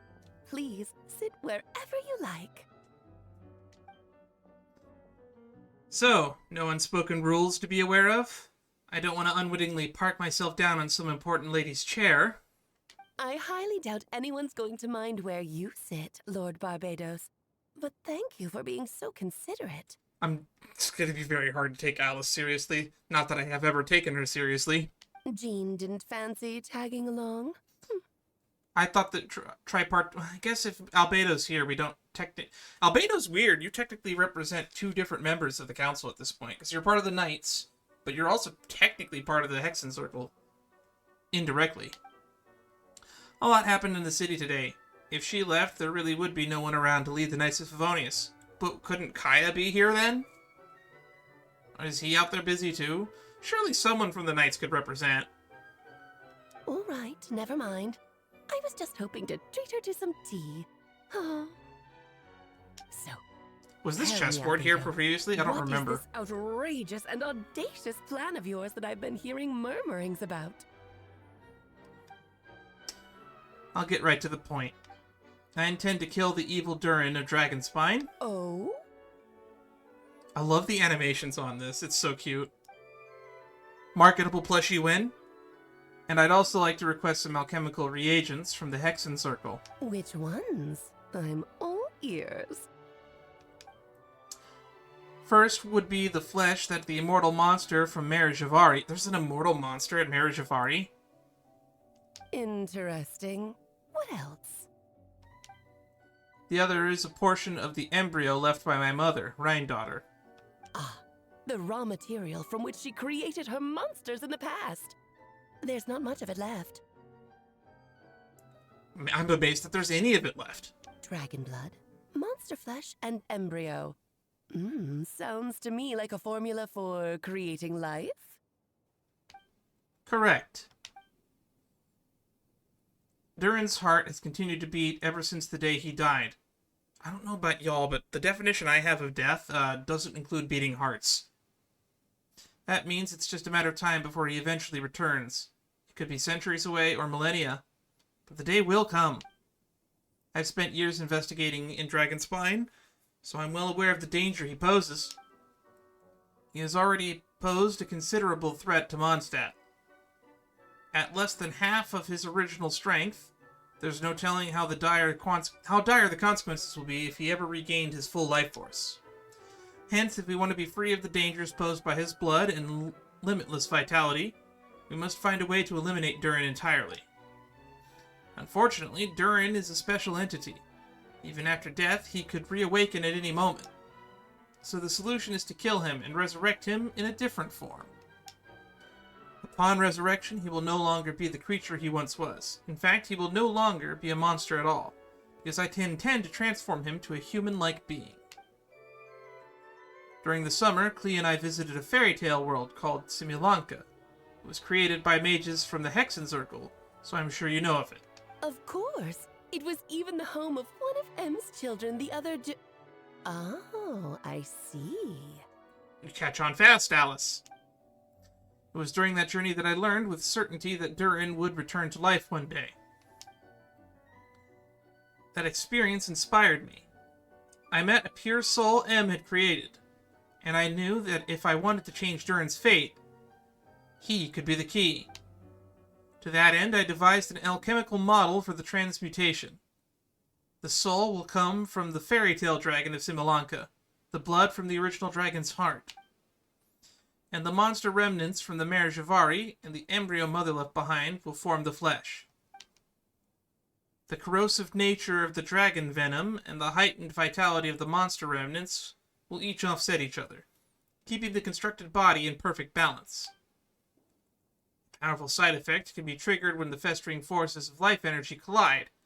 In an alchemical setting, the results are sure to be nothing short of astounding. I'll take your word for it. You've been very convincing thus far. When you talk about these ideas, you really are your mother's child. Do you see that as a bad thing, Auntie Alice? Of course not. To me, you're both extraordinary individuals. I find you fascinating. In any case, now I see why you asked Venti for help. The raw materials you seek are extremely valuable. The misuse of even the tiniest amount could cause unimaginable chaos. For like one of those things, I can agree with you. The other two, I'm not so sure. That said, we're happy to give you what you need. But there is one condition. You need to prove you can wield them. And so, you must pass the Hexenzirkel's trial. Oh, am I gonna have to beat her in chess? I'm good at chess. I play at an intermediate level. Which, also unrelated, half of my YouTube algorithm lately has been chess videos. I just don't know why. It might be because I started blocking some channels that were being too negative, and the algorithm wanted to substitute it with something else, and that apparently is chess videos. I used to watch a lot of chess videos, but then they kind of just disappeared from my feed. Now they're all my feed. What if... Wait, I'm joining you in this thing? Oh, I understand. I figured something like this might happen, and that's why I asked Dan to come along. Wait, I'm joining this thing? You're not even going to try to talk me into it? Oh, you need convincing? I thought you'd want to keep an eye on me. Who knows what sort of outlandish things I might attempt without someone to keep me in check. Fine, I'm not going to argue with you.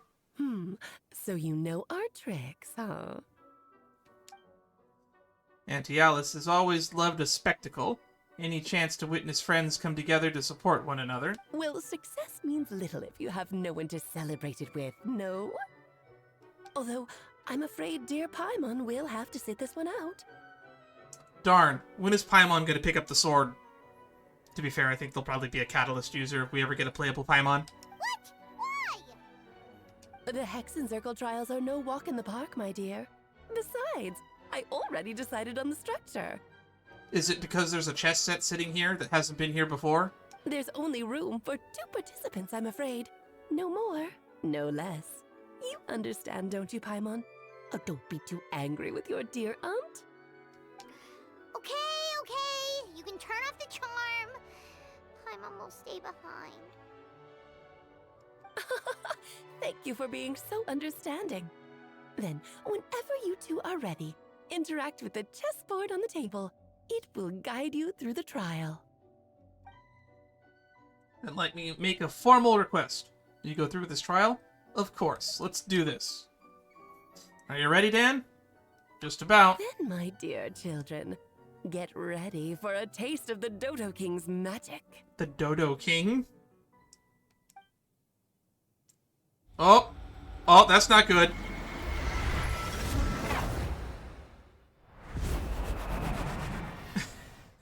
Oh no, we're playing wizard's chess. I should have known. I think we're missing about 14 pieces.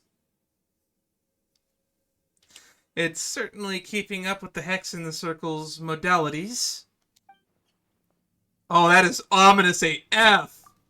Oh, we're getting an image of that. Oh, yeah, that is ominous. We've been shrunken down to a chess piece size. Actually, we look kind of smaller. Those pawns look like they might be bigger than us when they get closer. Whoa, you're so tiny now. Take extra care of yourselves, okay? What is it? Nothing. It's just Paimon's voice is even louder than usual. Now I'm this size. She's always energetic and lively. Nothing can dampen her spirits. Don't worry, you'll be back with her again in no time. You sound pretty confident, Albedo. Yeah, we look a little bit too tiny to be on this chessboard. Look how many of us we could probably fit on one square. And Tialis, I didn't realize you'd be personally conducting the trial. Well, since your mother has to recuse herself, who better than I to put your abilities to the test? I have prepared quite a riveting new performance just for you two. See? I feel like you should recuse yourself too because of, what's the term? Closeness? Conflict of interest? Yeah, that's the term I'm looking for. A lot of good trial terminology in this, mission. Defeat them in battle. Prove to me that you have what it takes to achieve your goal. Swashbuckle your way to victory like gallant fairy tale heroes. The Gardener. Accept the Hexenzirkel's trial. Chess game, king piece. Not the one who plays at the chess games. Truth repeats its course. My guiding stars. Whoa, mine's a... Feel this ancient power.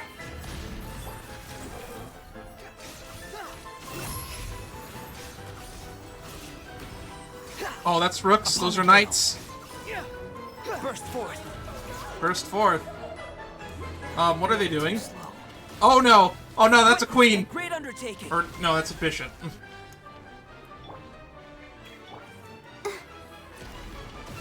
Okay.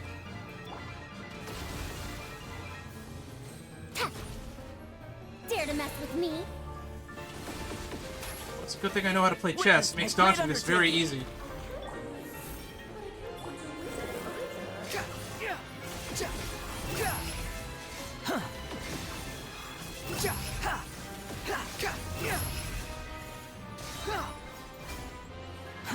Too slow.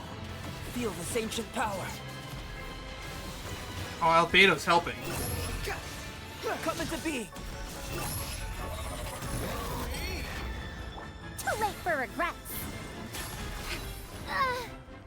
Ow. I'll protect us. Moments of birth. Oh, the king! Oh, the king! Ah, not the knights! My guiding stars. Oh no, the pawns! Ow! Feel this ancient power. They're using a rook as a car. It's castling!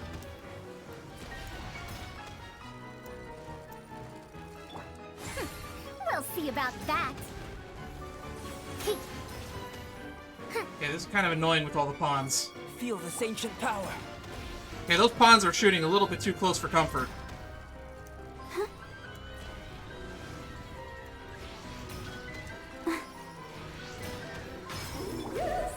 Not now.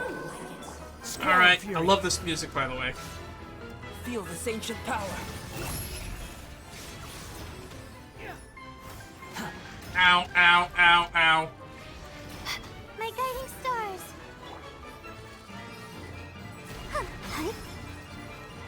Oh, I got it. We gotta get him to run into the ponds. That's what the game Witness is. my great undertaking.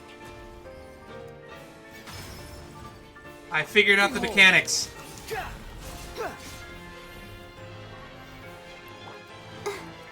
Burst forth.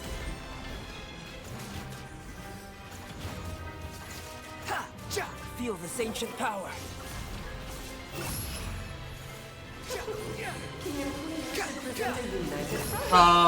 Pain Peace Queen. Following me. Oh no. Oh no, no, no. Too late for regrets. Feel this ancient power. Ears of the storm. I don't like the looks of that. Burst forth. I think a queen is a little bit too powerful of a piece. Great undertaking. Deep blue. Haha.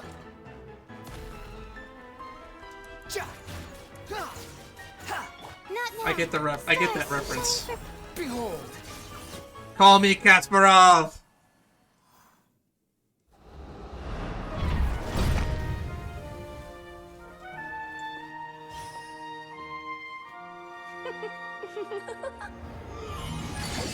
Ugh, it had to be this form? A toy really doesn't suit me. Who is that? It's Well Lord done. Caballas. But this isn't over. I will now preside over the second trial. Are you Stare Barbala? straight ahead, and you will see things as they appear. But change your perspective, and you will see them as they are. Or is this Nicole? Oh, this cutscene's going crazy.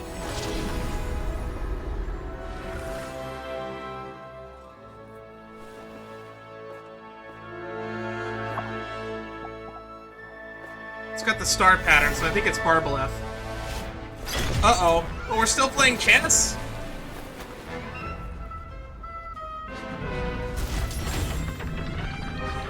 Uh-oh. That's not a good sign. We're playing chess 2.0.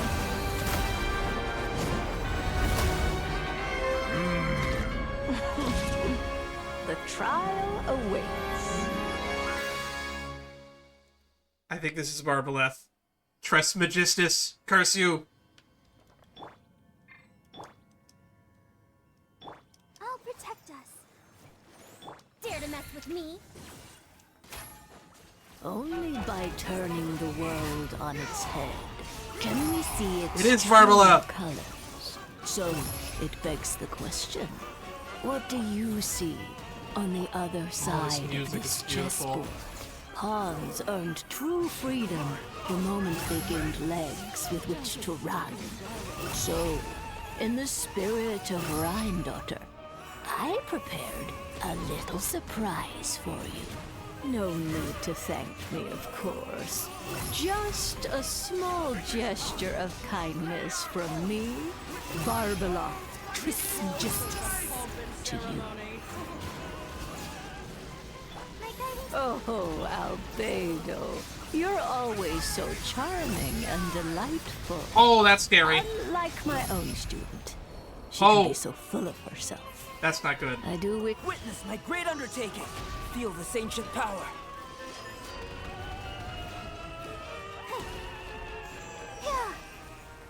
That was a one-shot. Come on, we can do it. Where are they? Let us dance, my dearest. I love the voice lines of this. Oh god. What? Oops! I thought I had it memorized. We'll see about that. Not now. Alright. Big damage time. Witness my great undertaking. Burst forth. A towering return to form! Oh, I can't get him to knock into the queen? Moment of birth. Stars. Oh,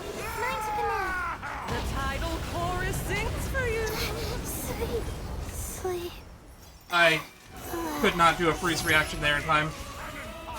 Don't get stuck in the barrel. Moments of birth.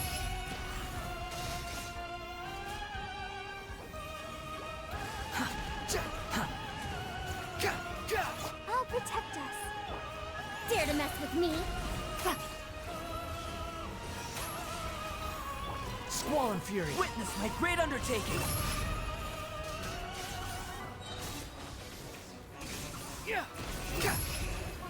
Cry louder.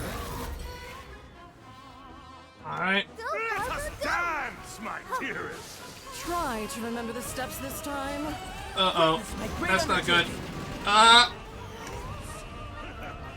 This animations of this boss is nutty as hell. I love it. We'll see about that. This calls for some pomp and ceremony. Moments of birth.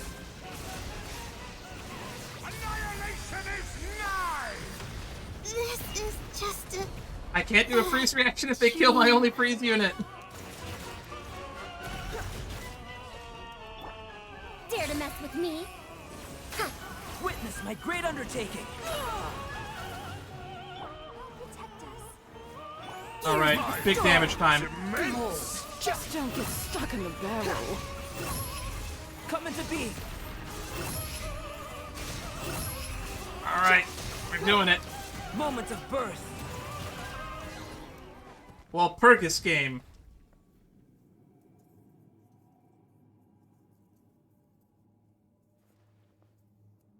Yes, very well done. We did it! Oh, they've grown up so fast. I'm so proud. Really? Well then, I'll leave you to debrief the others about today's events. I expected Barbalov to have a bigger hat, just saying. Huh? You're leaving already? You did marvelously today. I'm thrilled for both of you. And should you feel the need to gloat profusely to that student of mine so she knows to up her game, be my guest. She's so mean. I love her. Lovely tea party. But that'll do me for now. Until next time, my dearies. Darn, we're never gonna meet these characters in the flesh. But I think Alice and Barbalov will probably be playable units in Nod Cry. I have a feeling. You're just going to up and leave? Barbie? You'll have to forgive Barbalov. She's always on the move. And she never says where she's going either. I think she enjoys the mystique. I agree. But if I had to guess, she's probably going for a walk. She's a very health-conscious individual. Well, her student eats almost nothing but salad, so good on them. Barbie was satisfied with your victory. And so am I. Congratulations to you both. I should have brought in I know that Layla was probably the correct choice defensively, but I should have picked a more aggressive ice character. You can come back now. Oh, whoops. I need to turn you back to normal first, don't I? Yes, you do. That was a fun boss. You're finally back! Great job! You made it all look so easy! I don't know about that. Layla took a few hits for the team. Nice to have you back safe and sound. Now time to relax and switch off. You've earned it. Thank you. Felt pretty good to beat a trial. Once you've rested up, let me know when you're free and we'll head to Dragonspine. To deal with the Dragon of Dragonspine, right? Indeed. The sooner we deal with Durin, the better. That was indeed super fun. And I guess Alice is just here now? Nice to have you back safe and sound. Now time to relax and switch off. You've earned it. Alright, go to Dragonspine. Sorry, Layla. Let the show begin. Ready, steady, go! Yep, this place is as freezing as ever. Hyman's hands are turning to ice. Wanna climb into my hood? You sure? Is it warm in there? It should take the edge off. It might improve your mood. I recommend against it. Or whatever Albedo said. And I haven't been down to this part of Dragon's Spine in forever. Wow. We go now?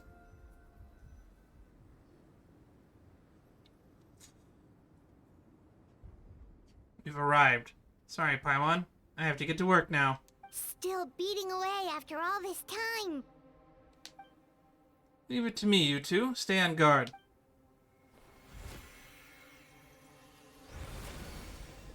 Alright, here we go.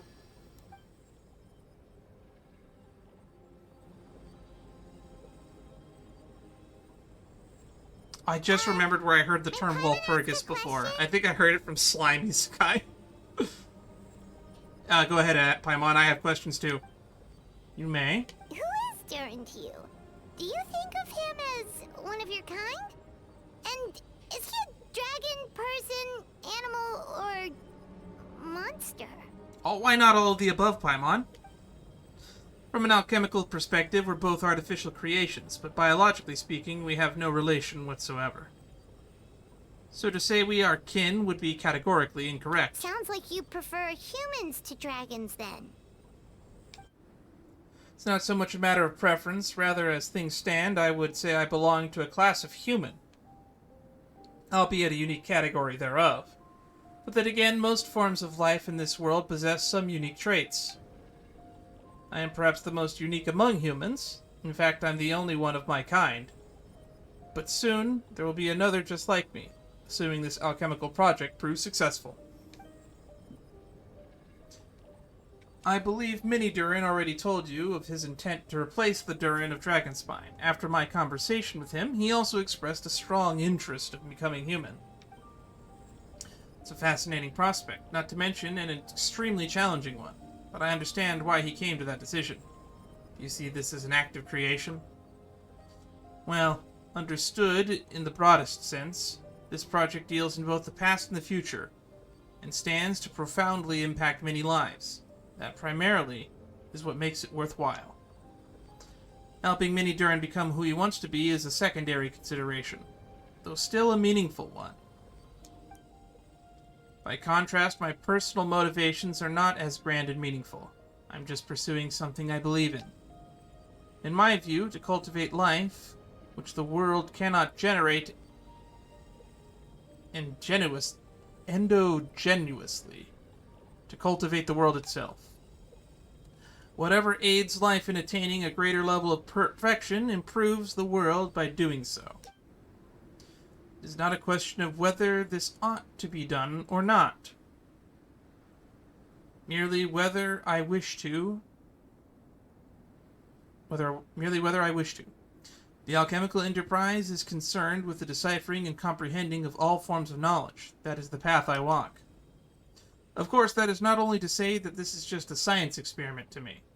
Anything that affects Mondstadt, I approach first and foremost as a member of the Knights of Favonius. Does that answer your question satisfactorily? Well enough. Thank you.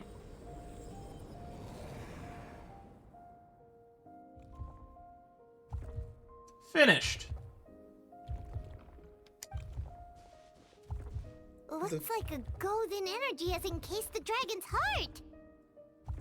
Or a representation of it, because the big heart's still over there. It's just not beating anymore, it looks like. The whole heart would be too big. I don't need that much instead. I've just removed the core. The rest will soon lose its vitality completely. This time Durin's body should finally die for good. But if you removed it and that's enough to kill it, why do we need to go through the entire problem of turning it into something else? Wait, but in that case, what's gonna happen to the fake Hertha? And what about the people who fell under Durin's influence? The Knights will keep an eye on them, but as far as I'm concerned, eliminating Durin's influence on the citizenry and creating a new Durin through alchemy are one and the same thing. Armed with this heart, I'll be able to complete the alchemical array and deal with all these issues in one go. Yeah, if there's no Durin, he's not going to be influencing anybody.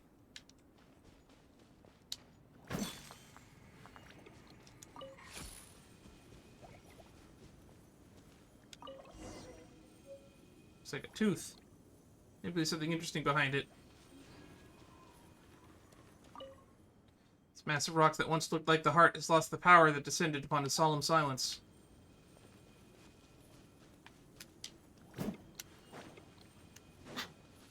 Interesting. It's also warm in here. Sun's out, I was told that this story mission was only about 3 hours long. That I got so much work to do.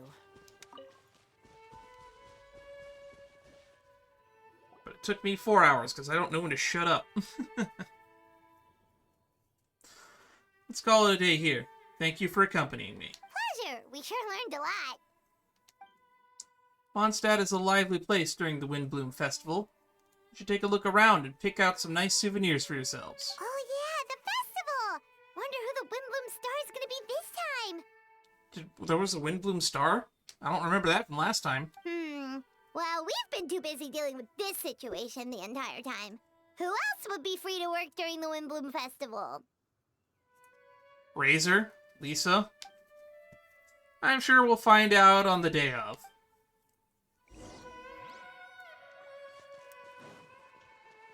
Wait until 2 days later. We merc have one simple rule. The Windbloom Festival is about to begin! Let's go check it out! Return to special story mode.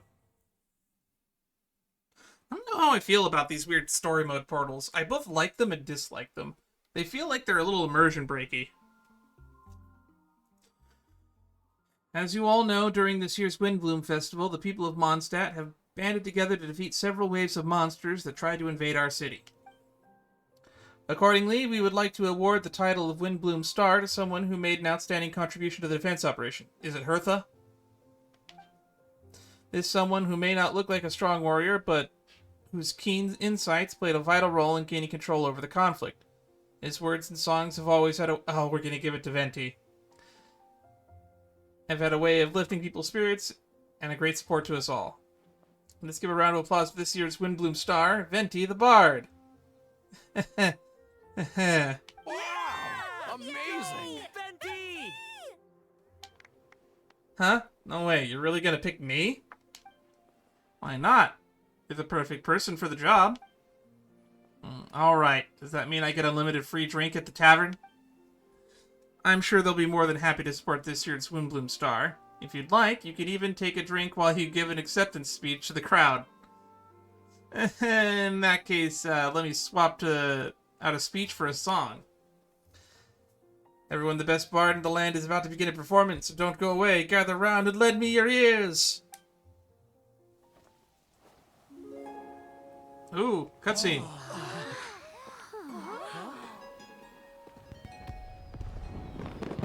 Ooh, fireworks.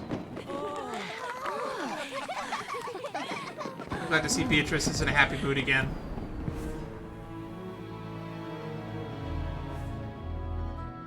So, oh, Albedo's on the roof. Alright. I hereby exercise the prayer of formation. Alright, is this gonna work?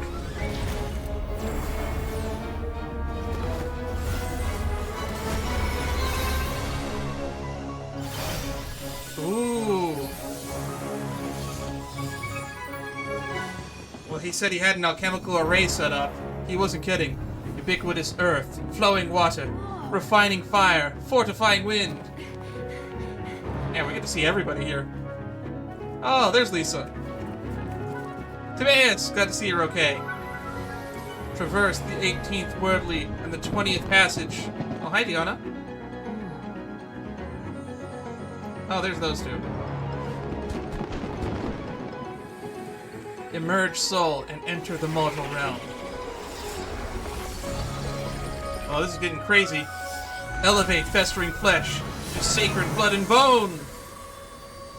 Oh, sages, witness my grand endeavor.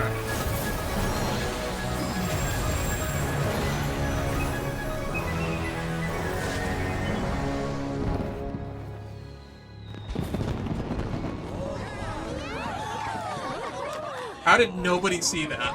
I mean, I know there's fireworks going on, but somebody had to see that. I mean, we saw Timaeus and Sucrose checking it out. A bunch of people had to have seen that go down. How was it? Not bad, right? Ooh boy, here we go. Human form Durin. Are you going to be playable? Whoa, that's a cool design. Playable Durin when?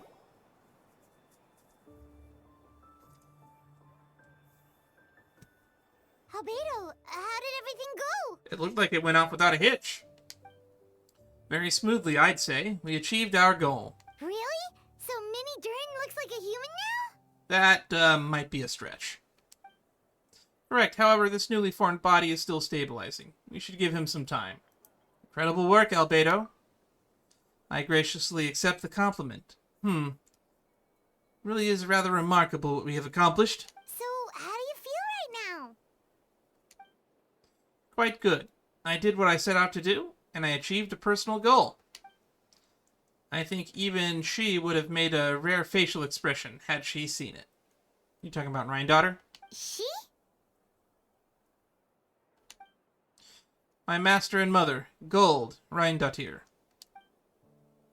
A long time ago, she sent me to Mondstadt with the instructions to complete a task of monumental importance, to find the truth of the world.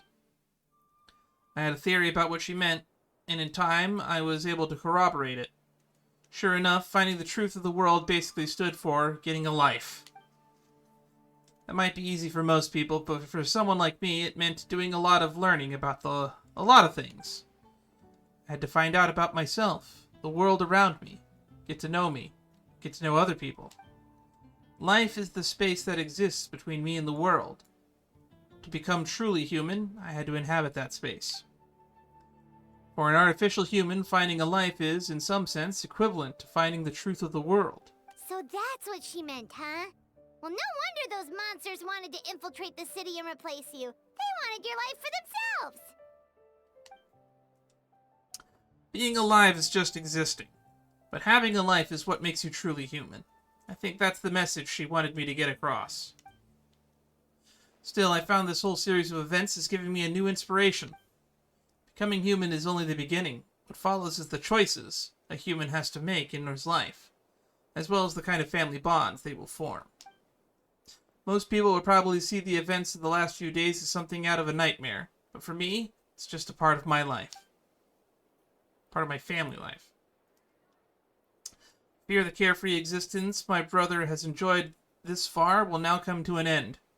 Just like me, he will have to step into a new world and face the same constraints as everyone else. You've got an unusual family, that's for sure.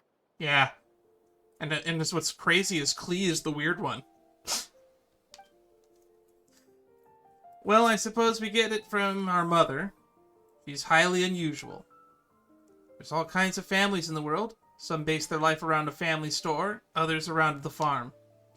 In my family, I suppose we tend to the flower beds, and now I'm a gardener too, and that's why the mission is called Gardener. That makes sense. As long as you feel like you've gained something from the experience. Master never showed her face, but if the Hexenzirkel knows what I've done, that means she knows as well, and I gave her approval. Since devouring Nabarius, it would seem she has finally found a modicum of peace. And if so, then I am truly happy for her. She didn't always have the penchant for madness, you know. Devouring Nabarius? What's Nabarius? The name rings a bell, but I can't remember. It's the name of the ruler of what? What? Excuse me? She devoured the ruler of life? Oh, that's right! One of the 4 shades! I'm a dumbass! So one of the shades is already gone? Auntie Alice told me about it not too long ago.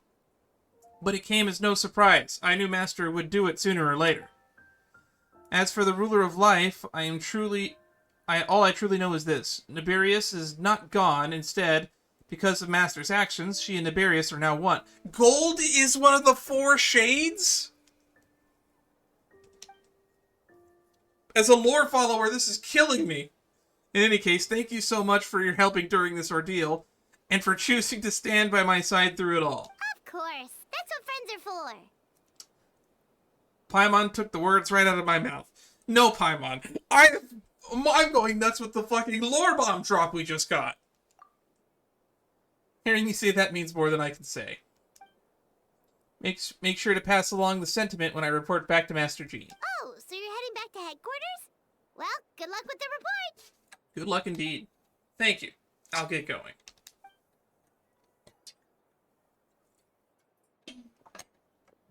Wow, this Windbloom Festival turned out to be a special one. It feels like we really made a difference. Oh, Paimon almost forgot. If the Windbloom star has already been chosen, what is this year's Windbloom gonna be? Want to take a guess? Venti, you're back. He was like only 10 feet to the left of us. What do you mean back? Well, I couldn't keep you two keep my two dear friends in the dark about this year's Windbloom, now could I? What do you think of the Cecilia? It's quite fitting. I like it. The true feelings of the prodigal son, a sentiment as sweet and warm as gentle spring breeze. Perfect for the season. And give me your hand, huh? The mages are very pleased that you and Albedo managed to pass their trial. Albedo received the materials he sought, so you deserve something in return as well. The Hexenzirkel wants you to have this. Contains something entirely one of a kind. A secret of sorts. When the time is right, it will reveal itself to you. So no need to open it right away. Wow, a gift and a mystery all in one. The mages sure love their secrets, huh? Ah, darn, they gave us a MacGuffin ex machina. According to the sender, you are probably the only person who could make use of something like this. So I suppose it belongs with you. Alright, thanks, I guess. Oh well. All I did is deliver it. Although I did go with great lengths during this whole ordeal, I suppose the reward for my efforts wouldn't be out of the question too. You want me to buy you a drink? Also, this is giving me like vibes of like the weird wild card that Luxord gave Sora at one point in Kingdom Hearts 3. I wonder if that's going to get paid off in Kingdom Hearts 4. Kingdom Hearts 4 is coming out soon. I don't know if I'll play it on stream, but I'm definitely going to play it when it comes out. You've helped a lot, Venti. How about we treat you to a drink? Good on you, Paimon. I knew you and me were sharing a brain cell. Really? I'll hold you to that. You know, no going back on your word. Of course, Dad! Let's go to the tavern right now! Haha, music to my ears. I'm so happy I could fly. It's like this festival was made for me or something. When no love remains, for the songs to tell, the world becomes naught but an empty shell. Oh, I can't skip it. Cruel is said fate, cruel it may be, were it not for the hero, who could set us all free. Through shadows so cold, he sought wisdom untold, chasing fragrance the wind only knows. Thus wistfulness waned and faded into night, as he stepped from the darkness and into the light. And thus ends Act 4, Paralogism. Okay, but before we go, I want to check in on a few things in particular. First of which, Knights of Favonius headquarters. They finally added the thingy that I've been asking for since I first started playing the game. The ability to go upstairs to this building. The wind rises. Alright, and someday, we'll be able to go to the roof through this staircase.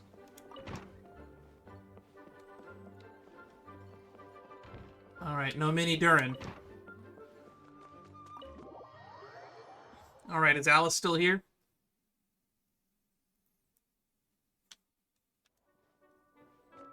Doesn't look like it. Oh.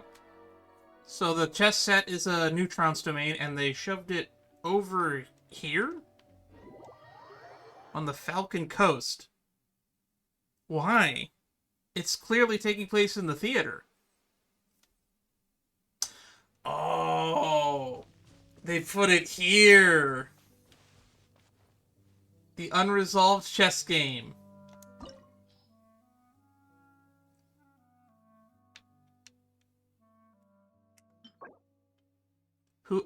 So this is going to be a character level up material. But for who? Probably Skirk when she comes out in the next patch. Quit following me. Well, this has indeed been quite the thing. Well, thank you everybody who stuck around. Next time we resume... Or actually, I have multiple hours. So we're going to resume it now.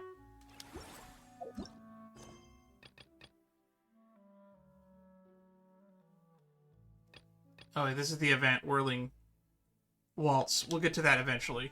Treasured above all.